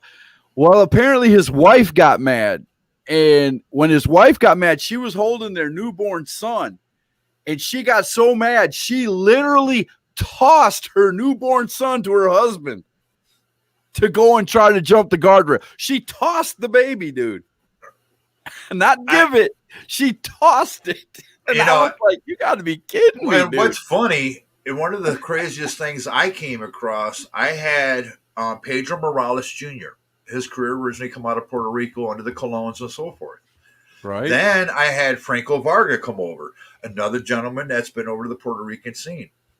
They both told stories, but why is it that for some reason Puerto Ricans like throwing urine on their talent? They both told the same story, that this is a thing that happens there, that they throw urine on you. And I'm like, whoa. No. I've had a beer chucked at me. I've had pop thrown on me. I've had water thrown on me, but I have never in my days had urine thrown on me. But they're like, that would be a bad day for somebody if they did that to me at a wrestling show. Yeah. I was amazed. Sorry. You know, I'm not a fighter. But if you throw feces or urine on me, it's going to be a bad day for you. You know, but it was amazing because you're looking at two different guys, two different eras in the business too. You know, Franco's in his mid-20s. Right. We're looking at Pedro. This guy's been in the ring, you know, in the business for over 30 years. You know, so we're looking at a veteran to a guy that's, you know, been around for a little while. But the same story. You know, and the same factors of how that crowd is. And I'm like, ooh, I don't want to go there. I've been a part of a few crowds that have gotten unruly and started throwing objects, and they had to make announcements. You know, you can't touch the wrestlers. You can't throw things at them. You can't do this. I was at one show where a guy literally popped one of the wrestlers, you know, reached over the guardrail and popped him right in the face. And he got mad, and he turned around, and it was a bad day for that dude. He turned and he pummeled that dude. I was at an Erie County fair. Dude, I was 8 years old. Security pulled him to the back, and he thought he was fired. He really did. I heard this because I don't go in the locker rooms. That's just faux pas for me because I'm a fan. I don't want to know what's going on in the locker rooms. But a guy came out from the locker room and he goes, man, he thought he was going to get fired. And the promoter came over and said, dude, he got what he deserved. He touched you first. Right. And if he calls the cops, everybody saw what happened. Yep. You have the witnesses already verifying. Oh, yeah. He left. He left. He didn't press charges. He didn't do nothing. But he left with a black eye and a bloody nose. You know, for me, the first time I've ever seen anybody around me react to a wrestling show was my grandma. I was like 8 years old, and it was Big John Studd, and she hit him with her purse. And he turned around, but my grandma was like 4'1", just a little Indian woman. You know, she's just dinking. He looked at her. He just smiled. So he had to turn around and literally look down. Look down. Yep, he did. And he just smiled at her. You know, he didn't get mad or anything. He just thought he had that look like, oh, how cute. You know, that's what I would have done. I'm sorry, but that would have been like, wow, okay. Yeah, that was a big man. Big John Studd was somebody that I really liked. But Bruiser Brody was the guy that made me, when I seen his stuff, was like, wow, this guy is raw. He was just completely, everything he did hurt. I mean, I could see the guys' faces and their reactions in the ring, and I'm like, this guy's either got to be one of the stiffest and hardest wrestlers there is. But just his style, you know, the aggressiveness and everything. You know, I love aggression. You know, in this business, violence sells. I don't care what anybody says. You know, well, there's two guys that are out there right now in the independent scene. A manager and a wrestler together, that it's money, dude. It's money. I wish they'd stay together. That is Perry James and Derek Driver. And if you don't know who I'm talking about, look them up. All right, I will. Perry James and Derek Driver. Look up Perry James. He calls himself the illustrious Perry James. I've got an opening that he does where he comes out and he's walking down the stair and he says, you know, welcome to #truth. And then he goes, you hear his son or whoever was videotaping and go, cut. He's like, all right, we got to call that Zuckerberg fellow and get Larson taken off the air, dude. It's hilarious, man. Oh, wow. But he's one of them managers. He's one of them guys that know how to get heat from a crowd with just, he doesn't even have to say words. He can just, you know, and Derek, man, Derek's got the it factor. He's got the body. He's a good heel. He knows what to do in the ring. I mean, I'm telling you, I'm surprised that he is not in the WWE right now. I am. Look him up, man. Derek Driver. Yeah, you know, what was funny, I was messing with our buddy the other day. He hit me up and he was telling me, he's got, more hours on his job and stuff, and there might be shows that he can't show up to. And I was messing with him. I said, you know what? I said, I'll tell you what, this is what we'll do. So once you get a hold of the boys, and we'll have Doc Payne come over and be the guest manager. I don't think I Am Righteous was happy about me messing with him like that, but I thought it was funny, And I'm like, well, dude, I can take your spot. I can give them a real manager. I'll have their back. The whole deal. He didn't say much after that. I love him to death, though. He's a lot of fun. He's a great guy. You guys got, you still doing your podcast together and doing your thing? Oh yeah. We do it sparingly, but we still do it. The Slapdown Digicast. Oh yeah. Yeah, we do it. We did one last night, I believe. I think I caught part of it. The only thing that we did wrong was we didn't realize that Titan Wrestling Southside was running a show on their page at the same time. So it's a choice between watching us or watching Great Wrestling. And it became confliction. They watch Great Wrestling. I don't blame them. Yeah. And you know what? Thomas Scott didn't even give me a holler, let me know it was on, man. You see how he is? Right. But I tell you, one of my biggest thing is, like you said earlier, why do we do this? For me, I'm looking for talent all the way across the United States, even globally. Right. I mean, if I get people overseas hit me up, I'm good. Let's come out. People don't realize, and you can vouch for this. People don't realize how many hours of wrestling we watch to try to find these people on Facebook, on social media, on YouTube, I watch, and I'm not even kidding you. It's like a job, but I love it. I watch, and this is not even a joke, at least 6 hours of wrestling a day. Yeah. At least.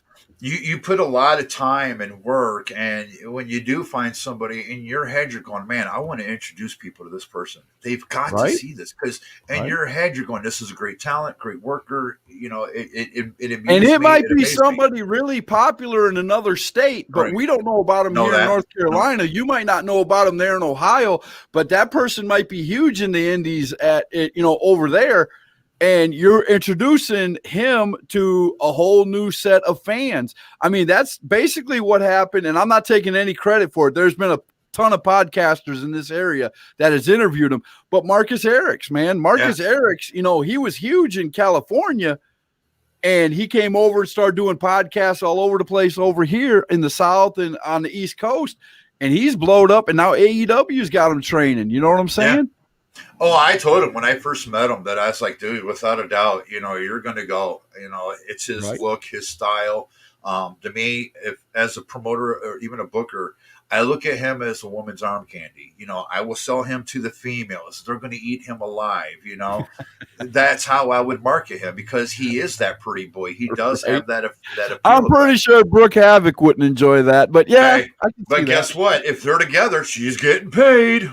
Right. I'm sorry, Marcus. I would sell her to the guys. They'd be, oh my God, she's so cute. Da, da, da, da. Right. So guess what? She'd be getting my pay too. That's how the business goes. With my wife, when I got back into it, one of the things I told her, I said, we keep our personal lives away from our careers.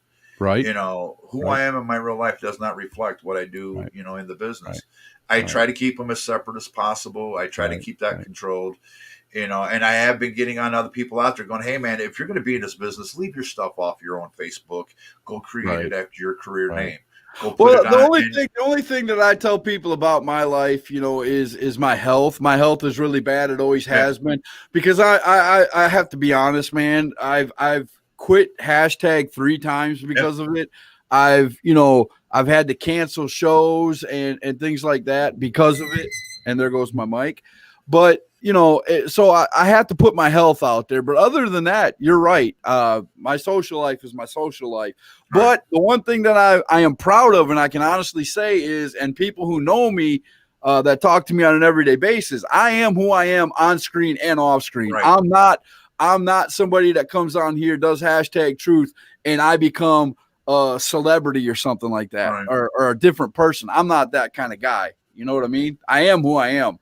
I mean, I am who I am right now, here. Right. But when I go to a show, You know, there is going to Well, be that's that a different. side That's of a me, you different know? thing, though. That's a Right. different thing. You take on a persona, you know, when you're a wrestler or a manager, and that's what we want. We want to forget the outside world. We don't want people to come in and just be their ordinary selves. You know how boring that would be at a wrestling show if everybody just came in and was who they were. You know, when they sit down to watch a movie at night. That would be the most boring wrestling show in the world. Oh yeah. You know, I love the business, and that's my biggest thing is I don't want to get bored no more. I'm Right. tired of being bored watching certain people and the same thing is over with. And that's why I'm excited with Rapid, you know, and I look at Titan Southside, you know, The big thing that I say all the time, and it's one of my big lines that I've had ever since I started #Truth. What kills me is you can go to a lot of these indie shows, and why are they fighting? If they haven't put promos out to let you know that they fought somewhere else, or you know they got a beef or something like that, I've went to some shows where no promos were put out. It was just a poster. You go there, and you know you're sitting there, and yeah, you can cheer for the good guys and boo the bad guys because you know who they are because it's wrestling. I mean, that's easy to do, but if you're a mark like me or a podcaster or somebody in the business, the guys in the back were looking out going, man, this show sucks. Yeah. You know, there's nothing to come back to because it's just me versus him. He wins. We go home. There was nothing, you know. And you know, another thing that was happening here too with the South, and North and everybody else shut down. You know, you had out west cut down, the north cut down. So everybody kind of congregated down here. You know, it was North Carolina, Tennessee, Kentucky, you know, South Carolina, northern Georgia, southern Georgia did get shut down. You know, so we were all getting hit, and the biggest issue was seeing the same people traveling the same little circuit. So if you go to one show, you're seeing the same people. You go to this other show, here they are again. But some of them weren't marketing that. They weren't telling you. And I'm like, wait a minute, I just seen you two just fight. Now you're a tag team a week later. And a different, you know, and people do get confused. That will kind of mess up your vibe, and COVID is a big blame for that. It really is, and I don't like using that as an excuse. I really don't. I hate excuses for that, but COVID is a big reason for that. I mean, like I said, I've got 4 or 5 companies right down here at the bottom of my screen. They all wrestle out of the same building right now, because of COVID, and they can't help it. And when you have that, you know, there are certain wrestlers that are awesome that, like you said, are worldly. Franco Varga is one. You know, he wrestles for 2 or 3 companies that are down here at the bottom of my screen. And, you know, it's different in each company. But then you got the guys, like you said, you know, they're a tag team champ over here, but they're getting their butts beat over here. You know, it's like, what? Yeah. You know, you're growing great here, but over here, suddenly you're sucking. And I'm like, you know, that's confusing, you know. Right. It is. I do get confused, even being around a business. But one of the things is some of them are actually, they got so desperate of bringing people up to fill in spots. I was seeing some talent going, dude, you should not be in that ring right now, you know? Yeah. I mean, that is one thing that is good about this, that, you know, the talent that is being used over and over again, they're getting a lot of exposure. They're getting a lot of training. They're getting a lot of looks. You know, people all over, you know, the U.S., are tuning in to the Center Arena because a lot of these shows are getting put up on Facebook and things like that.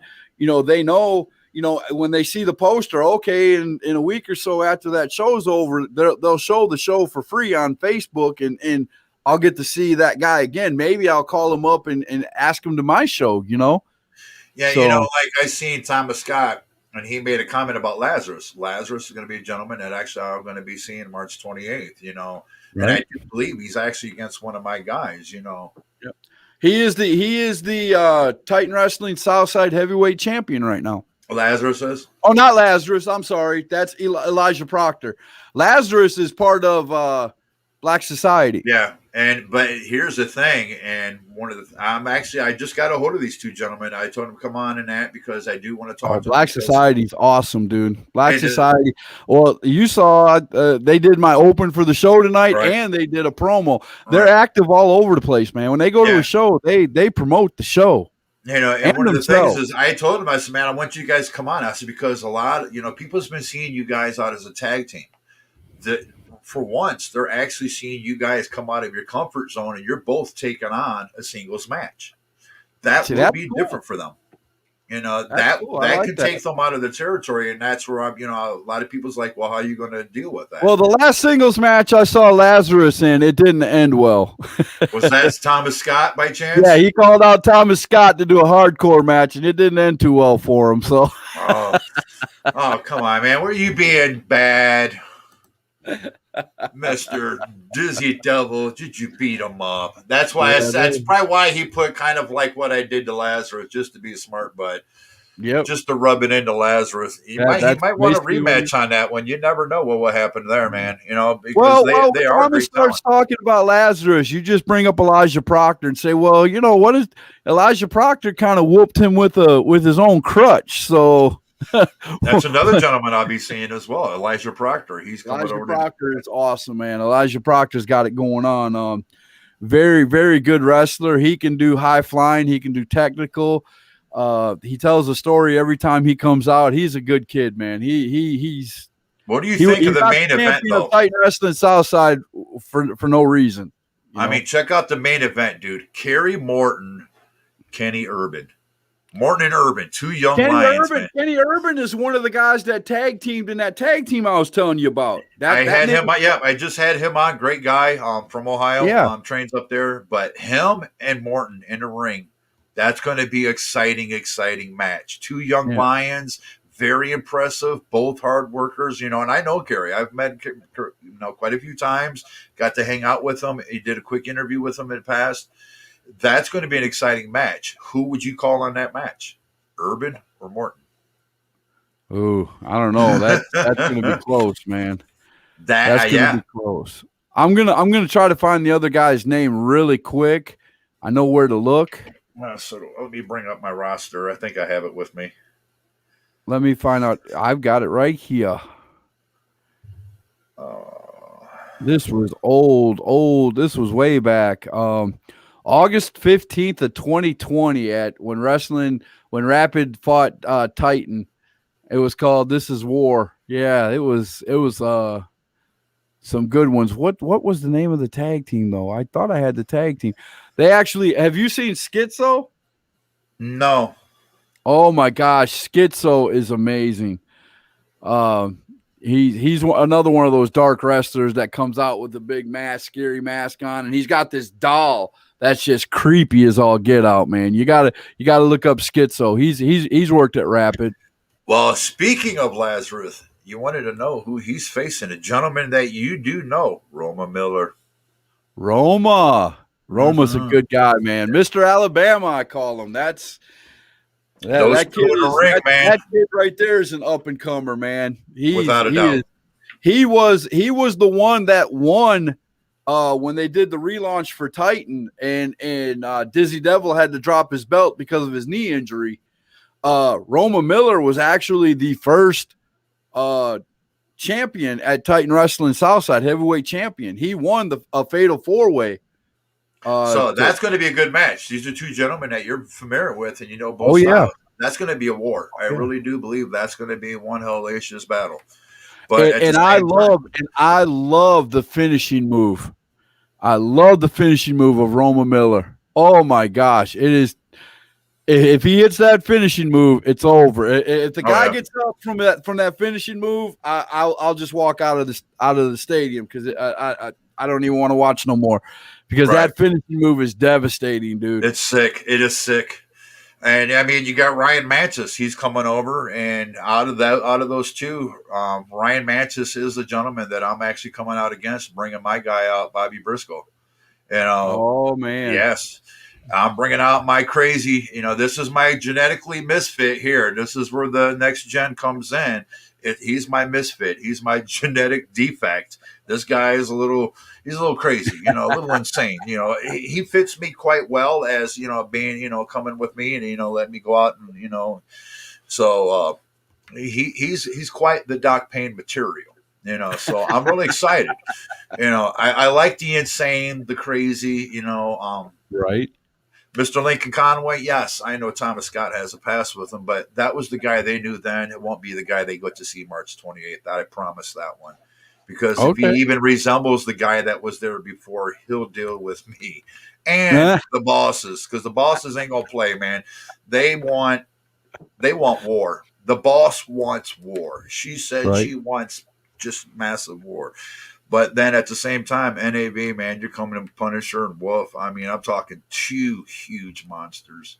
And I Right. honestly don't think NAV's ever been up against a tag team this big and powerful ever before. Ever. Right. Well, it'd be a good test for him, man. I would love to actually see that. I'm gonna have to make sure I'm out there at Center Arena on the 28th. That's We're gonna gonna be sure you remember. are. I'm gonna hit up Thomas Scott. I'm gonna tell the Conways to get you a front row seat, man, because we've got to have you there. This is my premiere coming in as the manager. I'm coming in with the next gen, my group, and yes, Thomas Scott, I killed the table. Nobody else. There. They didn't get the honor. They didn't get the honor to have that. That belongs to me. I killed the Okay. table. You've got the next gen, the misfits and the defects in professional wrestling. There you go. There and you the go. genetic freaks. I like that a lot better, man. I have to admit, I like that. I've got the genetic freaks. I mean, if you haven't seen Punisher lately, man, this guy's been in the gym killing it, man. He's probably got 1% fat body. You're gonna have to send me a picture of these guys, so I know what to look for. The Punisher, dude, you're just gonna flip out, and NAV, and when you see this guy, you're gonna go, "Holy crap!" They really just don't know what they signed up for. And know who I'm gonna blame that on? I Am Righteous. That's all right, though. That's all right, though. I'm still gonna be pulling for my boys. I know you're gonna be pulling for your boys. That's where we gonna have our little fun. I'm gonna be looking over, messing with you. You know that's gonna happen. Oh yeah, oh yeah, without a doubt. I'm pretty sure I Am Righteous will have something to say. I'm waiting for that day. But hopefully I can catch him at a restaurant before, so I can aggravate the crap out of him, because I just like to do if you're that. gonna come down a day early, man, we might make a trip up to Lincolnton, man, just to hang out for a little while, man. They're sending me down a day early. I'm gonna go out, posters, flyers, go talk to places, go find out where everybody's hanging at, hit some of the surrounding towns around there to get people come in. I want to sell out the house, man. Have a good time. Right. And just show people, a good show, great talent, and some new people they haven't seen either, which is good for, being in that facility. Like you said, you've got 4 promotions there. They're all coming out of the same building. So when people go there, they're not kind of getting that little bit fresh feeling sometimes. So now we're going to bring in a new feel, some new monsters to come in. And when I say monsters, I'm not joking. I am not joking, man. We come in with a roster that's going to blow your mind. When you get a hold of my tag team, right? I can't wait. I think Mr. Lincoln, he's up for a belt, and we will walk out with that without a doubt. I'm excited, man. But I do know we got to face this guy called Little Donnie. Oh, Little Donnie. Oh, good friend of yours, ain't he? I wouldn't say he's a good friend, but we're good acquaintances. We've met a few times at wrestling shows and things like that. But he is a great talent, man. Yeah, he is a great my talent. advice for him on March 28th, you better just go to a buffet instead of showing up for the match, because it's going to be a bad day in the end. I'm bringing in, for me, it's I want different guys. Don't go into the same mentality you had before. Now it's changed. Right. And that's one of the things I promised the bosses, man. It's a new, I ain't gonna say a new attitude, because attitude's already been done. Right. I'm just gonna go in with new aggression. There you go. Pure aggression. Let's have a blast. Let's put on a war. Let's give them what they want. That's what this business is about. Is just making the fans happy, making them excited. Give them the circus, and that's in all honesty, this is a circus. Make us want to come back for more. That's make you hungry. Make you hungry. And I guarantee when we get done, March 28th, I guarantee it, people are going to be begging for Rapid to come back. I guarantee it. Right. Well, I'll tell you what, we're about to end this. We've been over 2 hours, brother. Buddy. So 2 hours and 7 minutes. I'm going to give you the floor, and I want you to do a promo about that upcoming show and tell everybody, everything they need to know about it, where to find the information for it, and everything else. So the floor is yours, man. All right, man. Ladies and gentlemen, March 28th, man. Without a doubt, you want to come to Lincolnton, North Carolina. Rapid Wrestling Federation's coming to town to take over North Carolina. We're bringing in some of the biggest and baddest monsters, genetic freaks. We gonna do it all. I'm coming in with the next gen. You come in and have a good time with Doc Payne, because I promise you, as fans, I'm bringing you the aggression. I'm going to bring you the chaos. I'm going to bring you the war. I'm going to bring you monsters, because when I bring it, man, I'm not lying, man. I want nothing but destruction when my guys walk in that ring, So come in and have a good time. We're going to see some great talent from down south. We're going to be seeing great talent from other places that you ain't got to never see before. So it is going to be worth your drive. Don't forget Rapid Wrestling Federation on Facebook and YouTube as well, because we will be broadcasting this live. No pay-per-view now, guys. Free. The boss wants you all to see this free. And so to me, that's great. You never know what's going to happen to I Am Righteous that day. But great, because if I can't, if it just so happens that I can't make it, I can still watch it. Exactly, man. And you just pop on YouTube, Facebook, man, on March 28th. Just enjoy yourselves, man. Get some food, some drinks, grab the family. Now, do you have the commentators in place? Do you know who the commentators are going to be? I do believe it's Pedro Morales Jr. and the boss. I do believe. And don't be surprised if I don't show up out there in commentating to scout some of these matches, because as a manager, I keep an eye on where the gold is going, because believe me, I'm following not far behind that belt to bring my guys to take those belts. There you go. And I will say this. Isn't a faction without a few belts in it.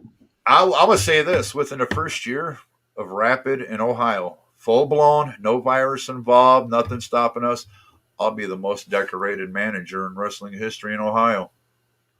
Oh, them are big words, man. That's right, baby. That's right. Those ain't words. That's a promise. And on March 28th, you're going to see a whole different side. You're going to see, some of the biggest and best talent out there, man. Some of the hottest talent out there. I mean, you got new age villains, man. Some hot guys, they're hot on that south side, that south scene.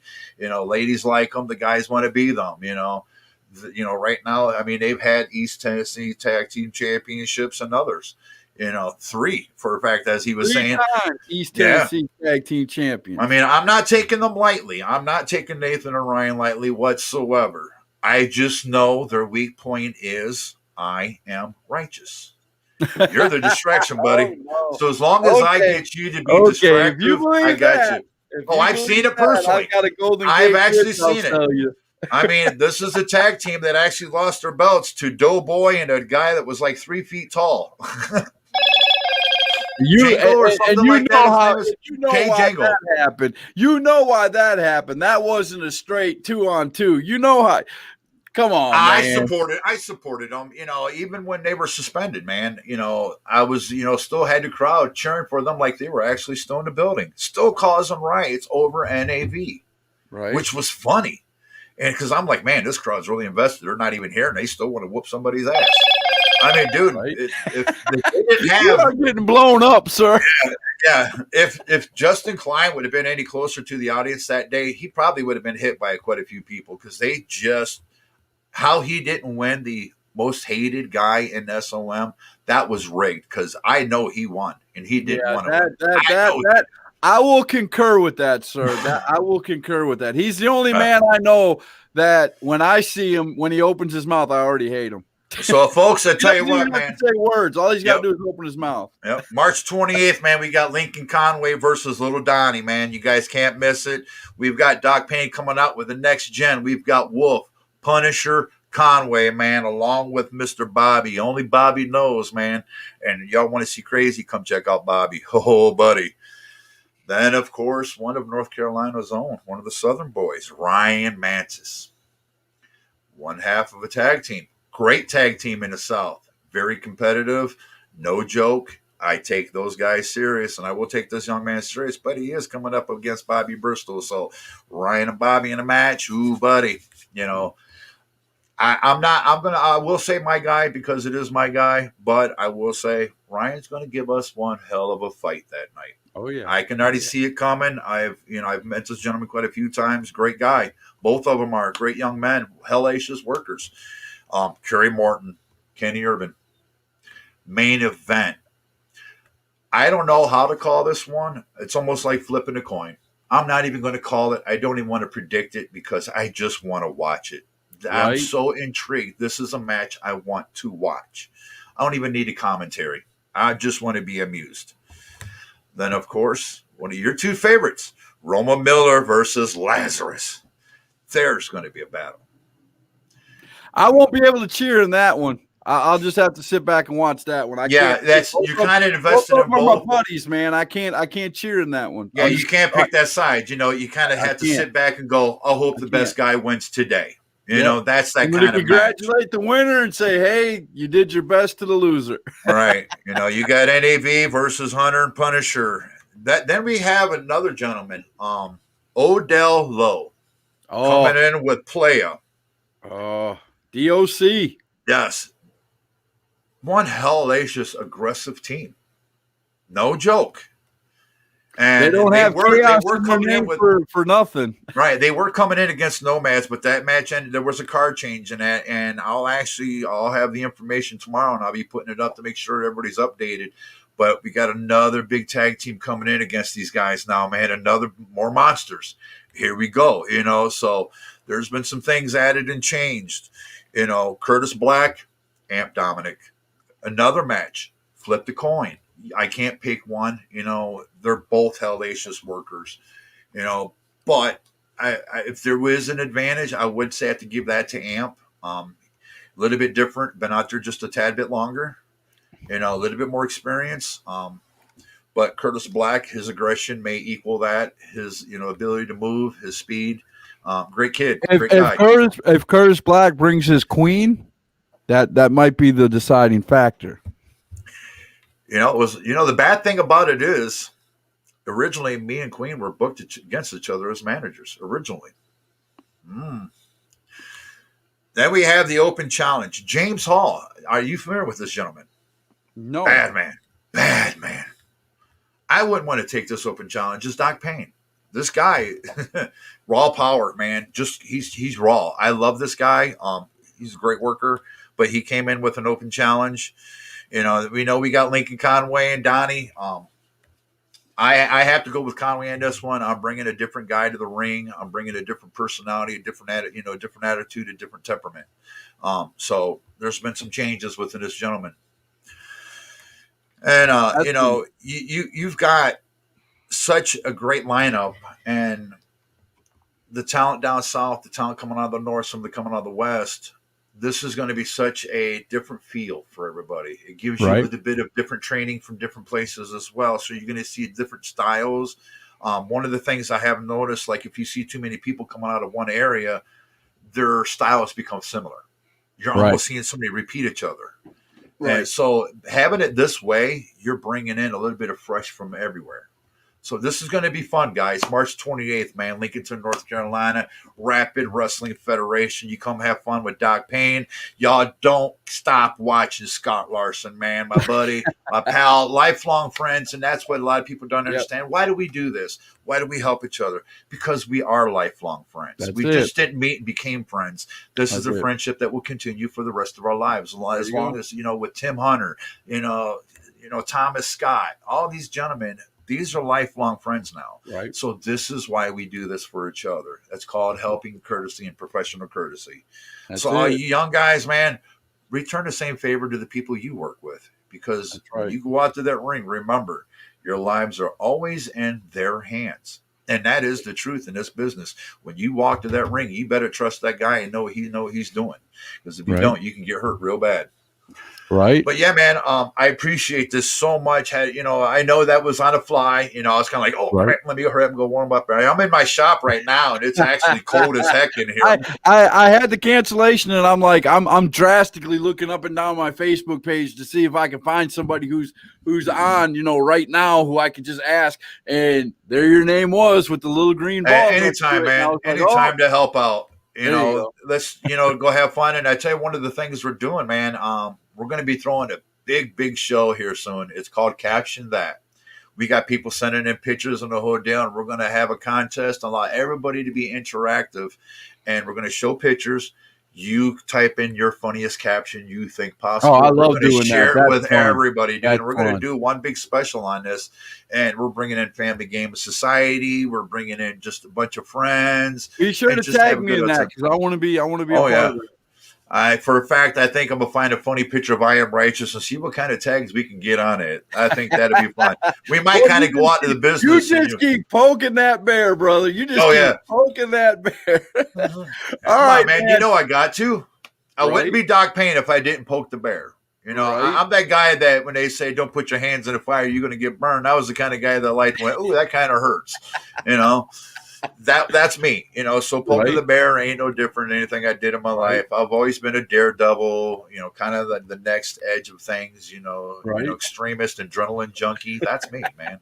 The only thing I haven't done yet is jumped out of a plane because I figured now I'm too big to do it. I'd be scared to do it. Right. I don't see Right. parachutes hauling me down safely. I've jumped out of a perfectly good airplane one time in my life, sir. Military? and I'll never do it again. Was that military? Yes. Yeah. And that's kind of a no choice there. So, Yes.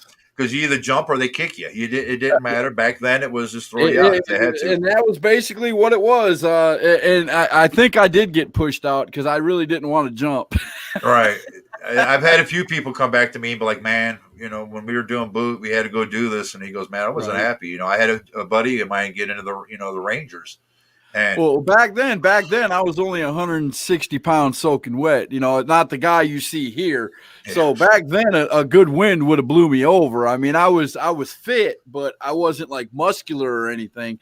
And yeah, last time I seen 160, I was 14. yeah. I graduated, I was 180.